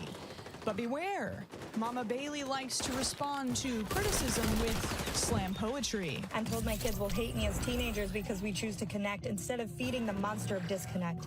Opinions based on their own reality of being raised in disconnect. I've stood inside houses that certainly were not homes. So please tell me, what is a home? I am not homeless. I am home more. I am more at home than I was ever before. So my home is small. My bills are less. My days are so full. Being what you call homeless. You have been warned. The Party of Six was another family account that I covered, and they also blocked me. My phone.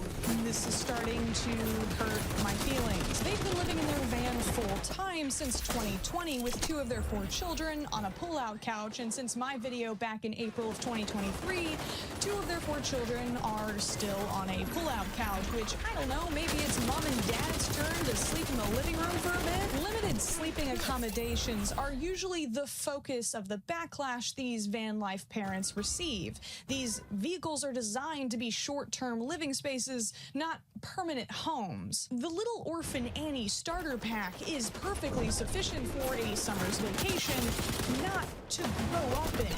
For van life kids, the vacation never ends, which is a lot less fun than it sounds. So this is the kids' bedroom. I find it really spacious. It's an uncomfortable enough situation that a teenager might even request to stay in a hotel room as a birthday gift, something that an account called Family of Nomads self-reported before quickly taking down the video. For Addison's 15th birthday, the only thing we wanted was to go to a hotel. A lot of comments described these kids as blessed or lucky to be able to travel, calling me privileged for even considering that their situation could be potentially abusive.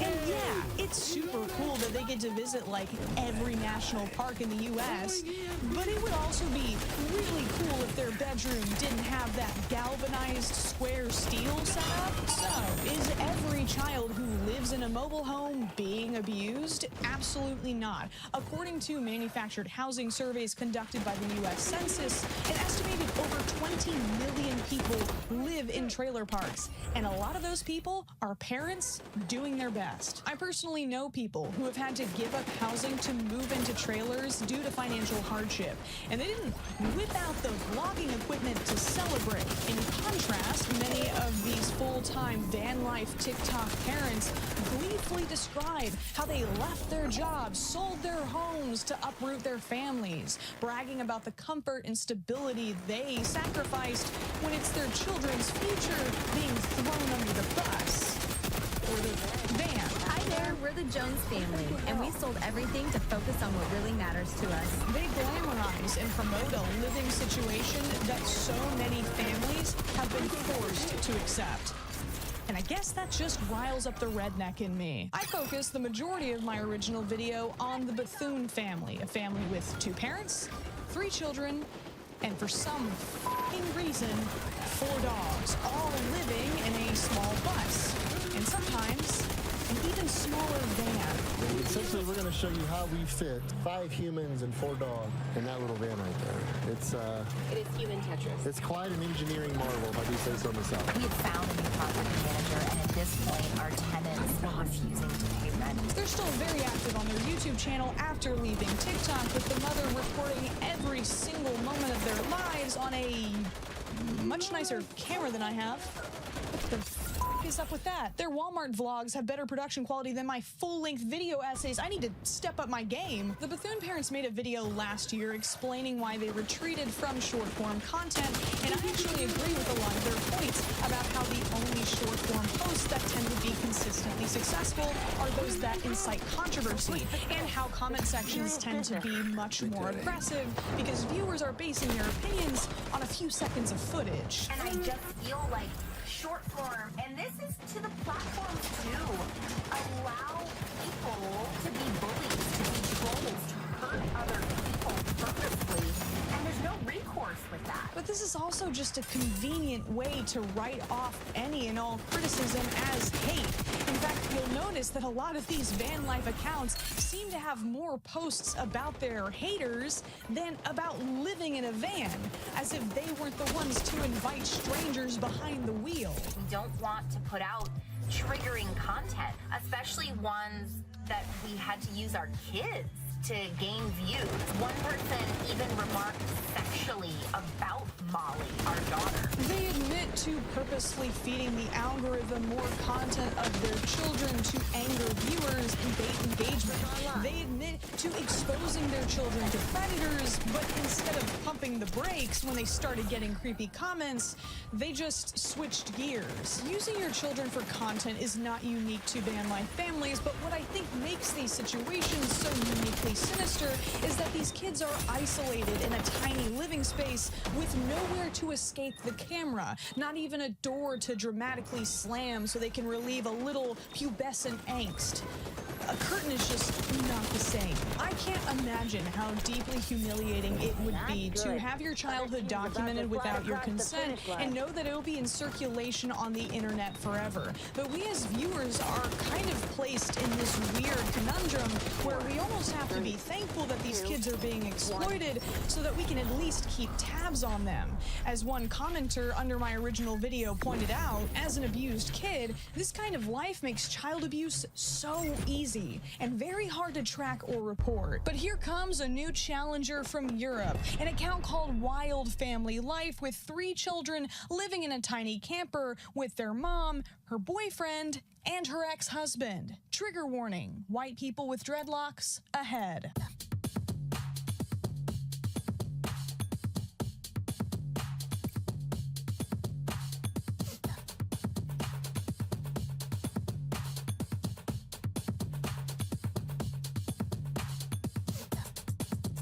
ever watched a video that you can just smell? It's like a whole scroll and sniff experience. This is usually where I'd make a cuck chair joke, but there doesn't appear to be enough room for one.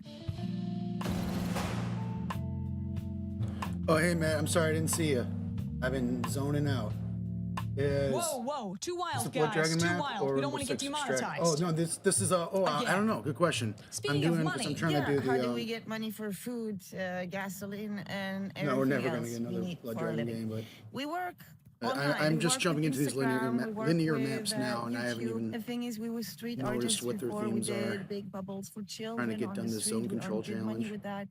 But then Corona came, you know, and then you couldn't be on the streets anymore. Oh, maybe we'll get So another we Blood Dragon started, game. Well, Instagram and YouTube. For actually, some never reason, mind. it started Ubisoft to isn't work, gonna which I'm do very anything thankful ever for. again. You see, this is why so many of these families continue to post despite overwhelmingly negative feedback. It's often the main source of income funding this lifestyle. After all, it's kind of hard to clock into a 9 to 5 if you're in a different time zone every other week. One thing all these van life families have in common, they all homeschool because logistically, they have to. When the comment section inevitably has questions about how the children are taught, the parents often give concerningly vague answers. The school thing, yeah, we follow some kind of curriculum. Like, we have this app. Oh, thank goodness. I was beginning to think that your children's education was being neglected. But then you mentioned the app. I set their times each day. They do that by themselves. There's nothing I have to do. They really take their devices by themselves, sit down and learn. And they can learn according to their interests. So they can always choose what they want to learn. They're not forced to follow a curriculum. A lot of these parents stress the importance of self-directed and situational learning. But this is kind of code for I don't want to sit down with my kid and figure out how many apples Johnny has if he gives 2 away to Sally while we both cry from frustration. Math is math. Math is math. Our kids have never been to a school. We do something called unschooling or road schooling, world schooling, homeschooling. The way this education works is when our kids are interested in something, like our son really wants to learn how to make games. He's in a class to learn about coding for games like Minecraft. Taking your kids' interests into account is great, but you're a parent, so you have to be the bad guy and provide them with structure too. Most kids are not going to naturally love learning fractions. And if they do, they're a weird, nerdy little kid, and you need to bully them. Look, if they're not going to go to public school, they have a lot of peer pressure to catch up on, okay? Ops are crucial for developing social awareness. Am I allowed to say ops? Am I too old or too white? Or both? Comment down below. At this point, a lot of YouTubers have made videos on this topic, and a lot of them took a very strong stance against the entire concept of homeschooling, implying that anyone who is homeschooled just turns into a total freak, which, as someone who is homeschooled, I take offense, because they're right. But counterpoint, though this does not extend to our European friends, the US public school system can kind of suck. It often, especially in low-income areas, fails to set students up for success, ignoring individual strengths and weaknesses, funneling everyone through the same gauntlet of standardized testing into the workforce like so many cows shoved through a chute, and often facing the same fate of devoting their lives to making hamburgers. That is, of course, if they manage to not get shot before their high school graduation. It's a system that certainly does not provide enough support for neurodivergent children or children with disabilities. I think preventing these children, especially from learning in an environment that can be catered around their specific needs, would be doing them a massive disservice. The Department of Education is probably going to be defunded soon because of reasons, when teachers have already been fleeing to other occupations, so we can safely predict that these problems are only going to get worse, and private schools are not an alternative that the average family can afford. But there's definitely a layer beyond these reasonable fears motivating these van life parents parents. Strong religious influences fostering distrust in all social programs and a rejection of community outside of the immediate family unit, a preference for natural living and tradition over modern science. All of these crunchy beliefs coming together to make the perfect trail mix for a life that takes that One Rascal Flatts song a little too seriously. I've witnessed the full spectrum of homeschooling outcomes, okay? You can consider me an expert. I've seen homeschooled kids who have excelled in life despite never being allowed to watch SpongeBob. And I've seen homeschooled kids who could have really used just a couple episodes of SpongeBob. Is mayonnaise an instrument? Here in the U.S., laws surrounding homeschooling vary drastically by state. That's the weird little loophole these van life families have discovered. Really love the homeschool laws in New Mexico. That was definitely what drew us here over, say, southern Colorado. For example, Pennsylvania requires that parents submit documentation yearly to ensure that they're upholding a certain standard of education. Whereas in my home state, you could teach your kids that 1 + 1 = 3, and they wouldn't know any better until those college rejection letters started filling the mailbox. I would never advocate for completely banning homeschooling the way countries like Germany or Greece or the Netherlands have, but considering that full-time van life families like this think going to a science museum counts as studying and a tiny fold-out table is sufficient space to do homework, there definitely is a need for more regulation. Please let me have a basic education. One of the most extreme cases that I covered was the Happy Caravan, a family of 12 living in a 30-foot trailer with so little space, some of the children had to sleep on the floor. This situation thankfully only lasted for 2 months while the family was transitioning from San Diego to San Francisco. But if I had been forced to sleep like Saddam Hussein hiding foot to face with my siblings for 2 months, the weakest ones would not have survived the journey. The Happy Caravan is now a family of 13. Yep, they spawned in another one, living in New York, where 2 of their children attend Juilliard and 1 of them attends the Manhattan School of Music. This seems to be the brand-friendly, predetermined route that the parents have chosen for their kids, with their quest markers set at birth to stringed instruments and prestigious performing arts colleges. I mean, come on. You're telling me not one of these kids wanted to pick up the bassoon or something? You might be thinking to yourself, how can children in such a large family get all of the resources they need for healthy development? And the answer is they're probably not. I don't know the Delamont family personally, so maybe they are just built different. But I was raised around a lot of families who believed that every baby was a blessing from God, even if God forgot to also bless them with the means to care for that baby. Cranking out kids like condoms were forbidden in a secret 11th commandment that broke off the bottom of one of the tablets when Moses stubbed his toe coming down Mount Sinai. From what I've seen, the older children in these families are often so burdened with parental duties that they miss out on their own childhoods, while space, privacy, attention, and sometimes even food have to be rationed. Though they don't live in a van anymore, the apartment is still very crowded, with the kids stacked up in colorless IKEA showrooms with fold-out bunk beds. In fact, a lot of very well-known full-time van life accounts have abruptly quit, almost as if it's not sustainable or something. A lot of things have changed. A lot of things happened. We're not living in a camper anymore. We're living in Airbnbs and stuff like that.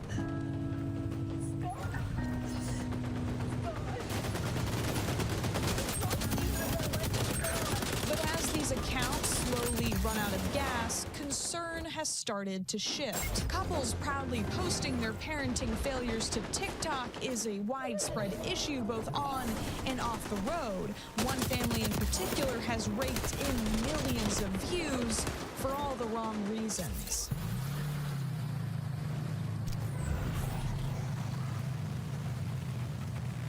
An account under the username Resilient Jenkins features a family of 6 going on 7 in a 1-bedroom apartment. After multiple posts begging her viewers to make her videos go viral so that her husband could, quote, hump away to give her more babies, Stephanie Jenkins got her wish.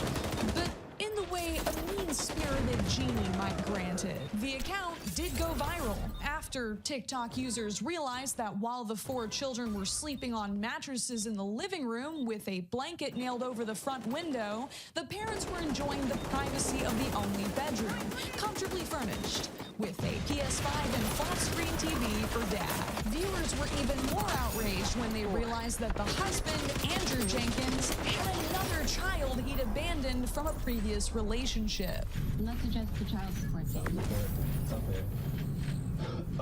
The child support and child. I have the one other child, Anthony. I've been paying child support via garnishments ever since I can remember. Hey man, how about we put the controller down and 360 no-scope some financial responsibility? How about we get the high score on being a father to those kids? But with the floods of negativity came opportunity that the parents quickly took advantage of. The kid situation did begin to improve, but only because viewers bought gifts from the family's Amazon wish list. This didn't stop Andrew from taking credit for the shoes strangers bought for his children, of course, while Stephanie praised him for being such a good, hardworking father. But since your husband is just working so many hours and breaking his brain to calculate the needs of his children, let me simplify the equation for y'all real quick. Poverty doesn't make you a bad parent, but your priorities do. And it's very clear from what you've shared with the public that you have prioritized your wants over your children's needs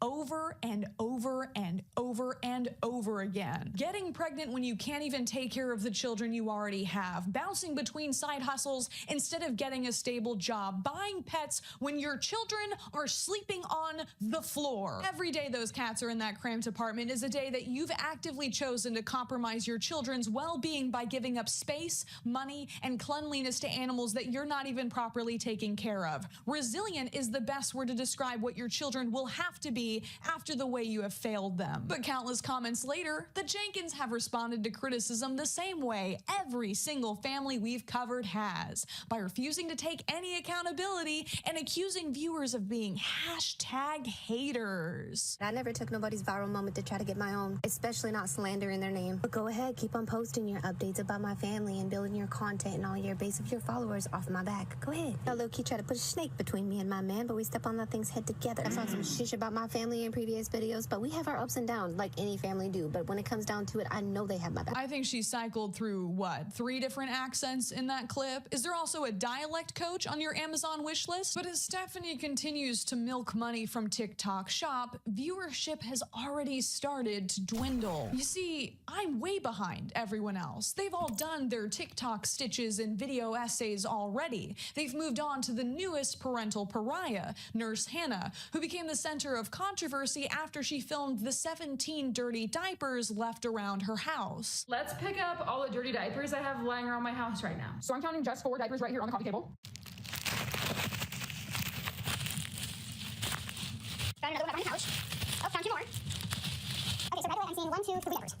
Got 8, 9, 10 diapers. We got 1, 2, 3, 4, 5, 6, 7. I think if I counted right, that's 17 diapers lying around my house. No wonder my house freaking stinks right now. After millions of views, the 17 diapers video brought her all the way to New York to speak on a talk show. And she was very optimistic that she could get even more business opportunities out of it. I am currently in New York City because of 17 diapers. I am now known as the 17 diaper mom. That's probably gonna follow me forever. I was on a talk show yesterday. That's insane. That's freaking insane. But I want to take it kind of to the next level. She was the realistic mom rep that so many women wanted. But as Hannah shared more about her family, it quickly became clear that she was not quite as relatable as her audience thought. Feels like 8 degrees. And we're venturing out of the house with 2 kids. It turned winter in like 0.2 days, and this kid doesn't have a big jacket, so I need to find him a big jacket. I'm sorry, but I can't spend $35 on a toddler jacket. I don't spend $20 on clothes for myself. Why would I spend $20 on him? I'm not changing my kid's diaper when they pee. I've never done that. Do you know how expensive diapers are? If you bite, I'm gonna bite you. Not hard, but like, enough that, like, hey, that doesn't feel good. Her refusal to provide necessary care, the aggressive way she handles her children, and the multiple clips of her oldest flinching away from his own parents indicates problems far worse than 17 diapers, with commenters even comparing her to ex-family vlogger Ruby Frankie is absolutely comical. It's hilarious, really. We live in a world nowadays where people will turn nothing into something. But after a while, people are going to get bored of her too and move on to someone else with no lessons learned and nothing changed. When posting child neglect results in being rewarded with gifts, money, and attention, how can we expect anything different? I mean, Hannah literally got verified by TikTok because she was raking in so many views. I've been making content for that platform for years. Whose child do I have to neglect to get my verification badge, TikTok? There will always be Nurse Hannahs. There will always be Jenkins, and there will always be van life parents. And right now, with the way the internet works, they're incentivized to get worse, not better. So what do? Do we keep responding to this type of content knowing that the parents profit from it? Do we ignore and keep scrolling, leaving these kids to their fate? Do we appeal to available government services despite the fact that they so often mishandle these cases and might put the children in a worse situation? It's fun to call out wannabe influencer parents, to make jokes about how selfish and delusional they are. I felt like a real hero after I put out my first video, as if I'd somehow saved these kids by writing snarky jokes in my bedroom. It's a lot less fun to acknowledge that countless children who live in your neighborhood, who go to your school, who you see every day are mistreated in vans, apartments, and houses all over the world, who don't have enough space, who don't have enough food, who don't have enough love in their lives. It's a lot harder to make jokes about that. You can't fix that by leaving a comment under a TikTok you don't like. You can't fix that by making a video essay. I've been working on this video on and off for the past year, and I'm still not happy with it because I don't have an answer, and I definitely don't feel like a hero. I just feel really frustrated and helpless. But what I can do right now is put some resources in the description that I've been looking into, and all I can ask is that we just keep an eye out for the kids around us that might not be having a very good Christmas this year.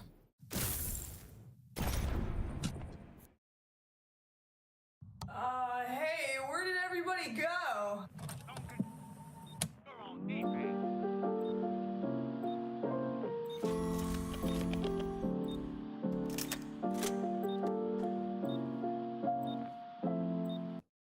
Trump told House Speaker Mike Johnson to essentially renegotiate the deal days before this deadline. And the Republicans did that. They were like, all right, well, our God King Elon Musk wants us to renegotiate this, so let's put it together.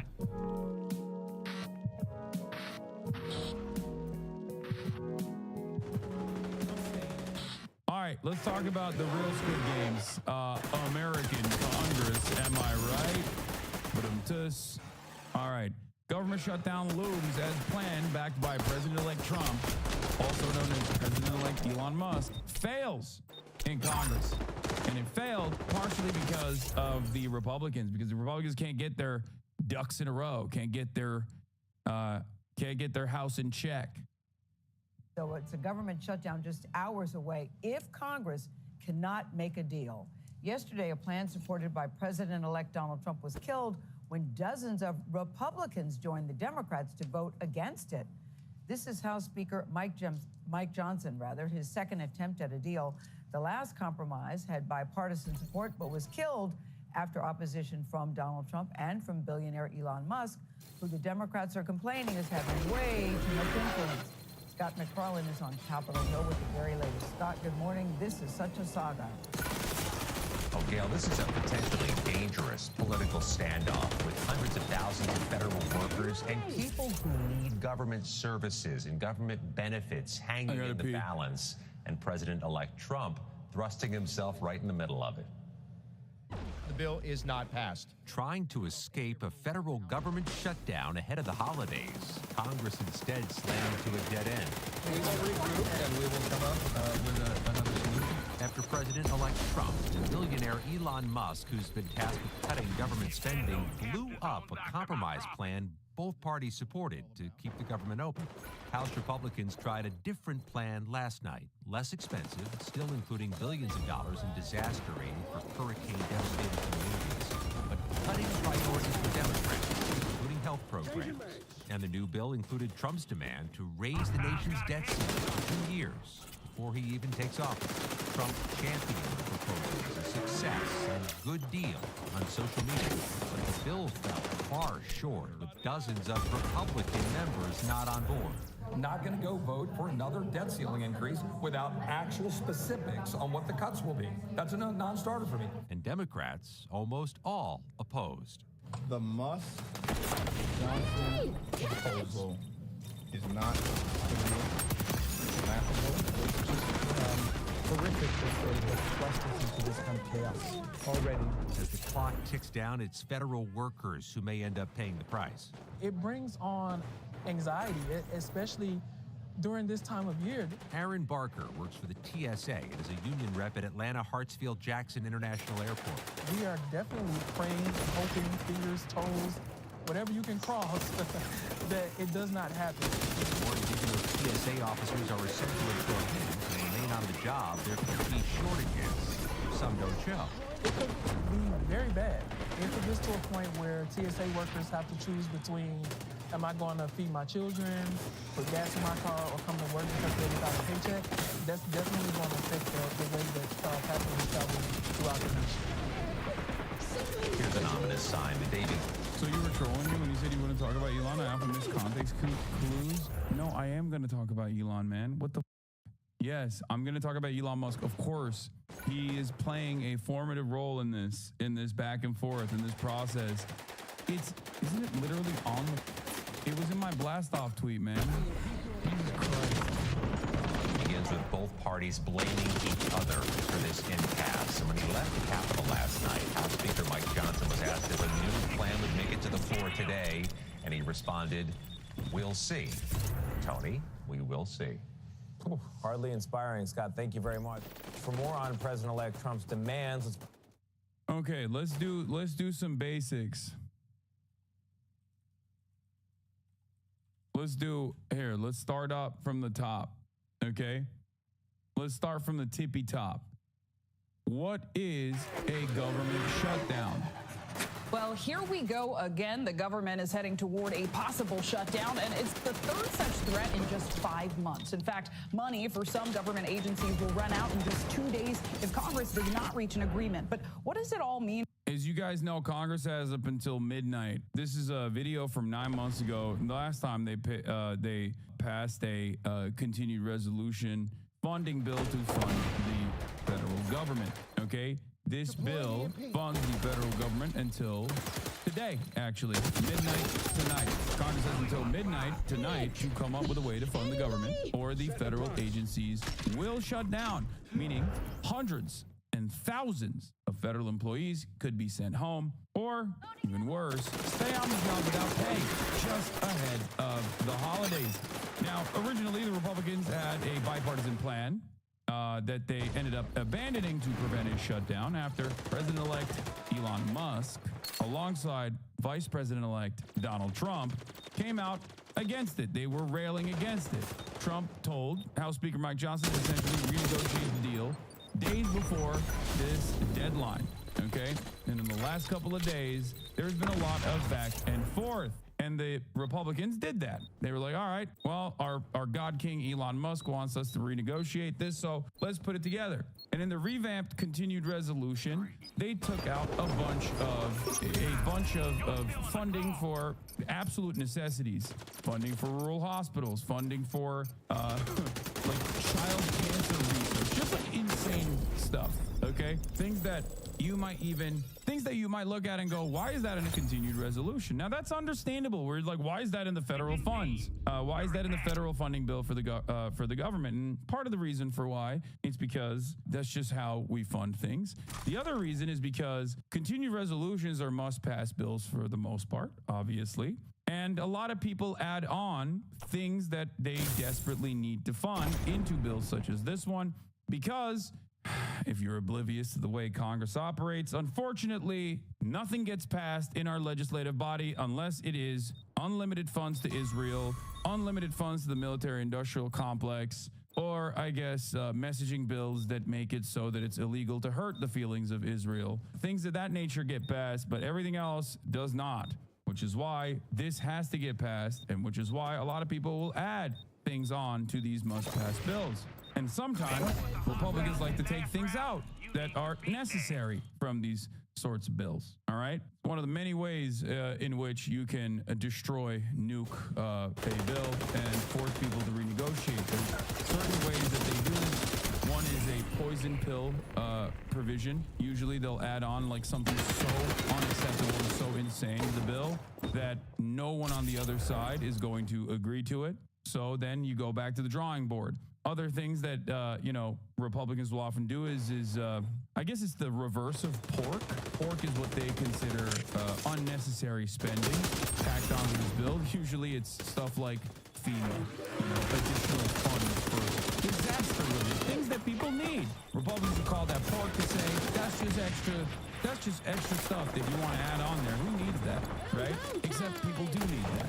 But this back and forth obviously has pushed this otherwise the continued resolution bill that would fund the federal government into this weird limbo. But what does it mean if the government shuts down? Government shutdown happens when Congress doesn't pass legislation, either temporarily or more permanently funding the government, and such a measure isn't signed by the president. And the government shutdown would start if Congress doesn't approve this continuing resolution or permanent spending measure by Friday. When the fiscal year ended September 30th, Congress passed a temporary funding bill to keep the government in operation, and that measure is expiring tonight at midnight. But you might be wondering which government agencies would be affected by this shutdown.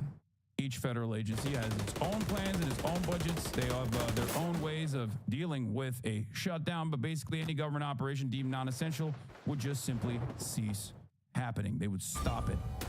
And hundreds of thousands of federal employees' work would be disrupted. Like if you're in a federally funded, publicly funded research lab, for example, you're no longer getting paid, you might have to abandon your research. Sometimes when you abandon that research completely falls apart. These are some of the many ways in which a full-blown government shutdown would devastate American society in relatively intangible and somewhat invisible ways, okay?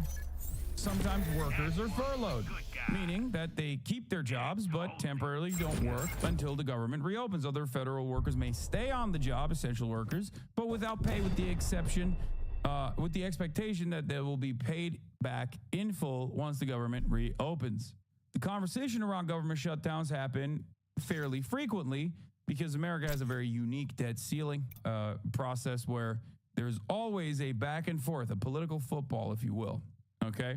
The basic rules for who works and who doesn't date back to the early 1980s and haven't been significantly modified since under a precedent-setting memorandum penned by the president at the time, Ronald Jebediah Reagan, the Antichrist himself.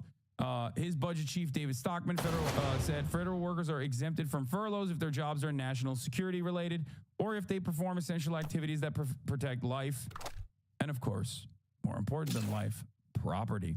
Essential government agencies like the FBI,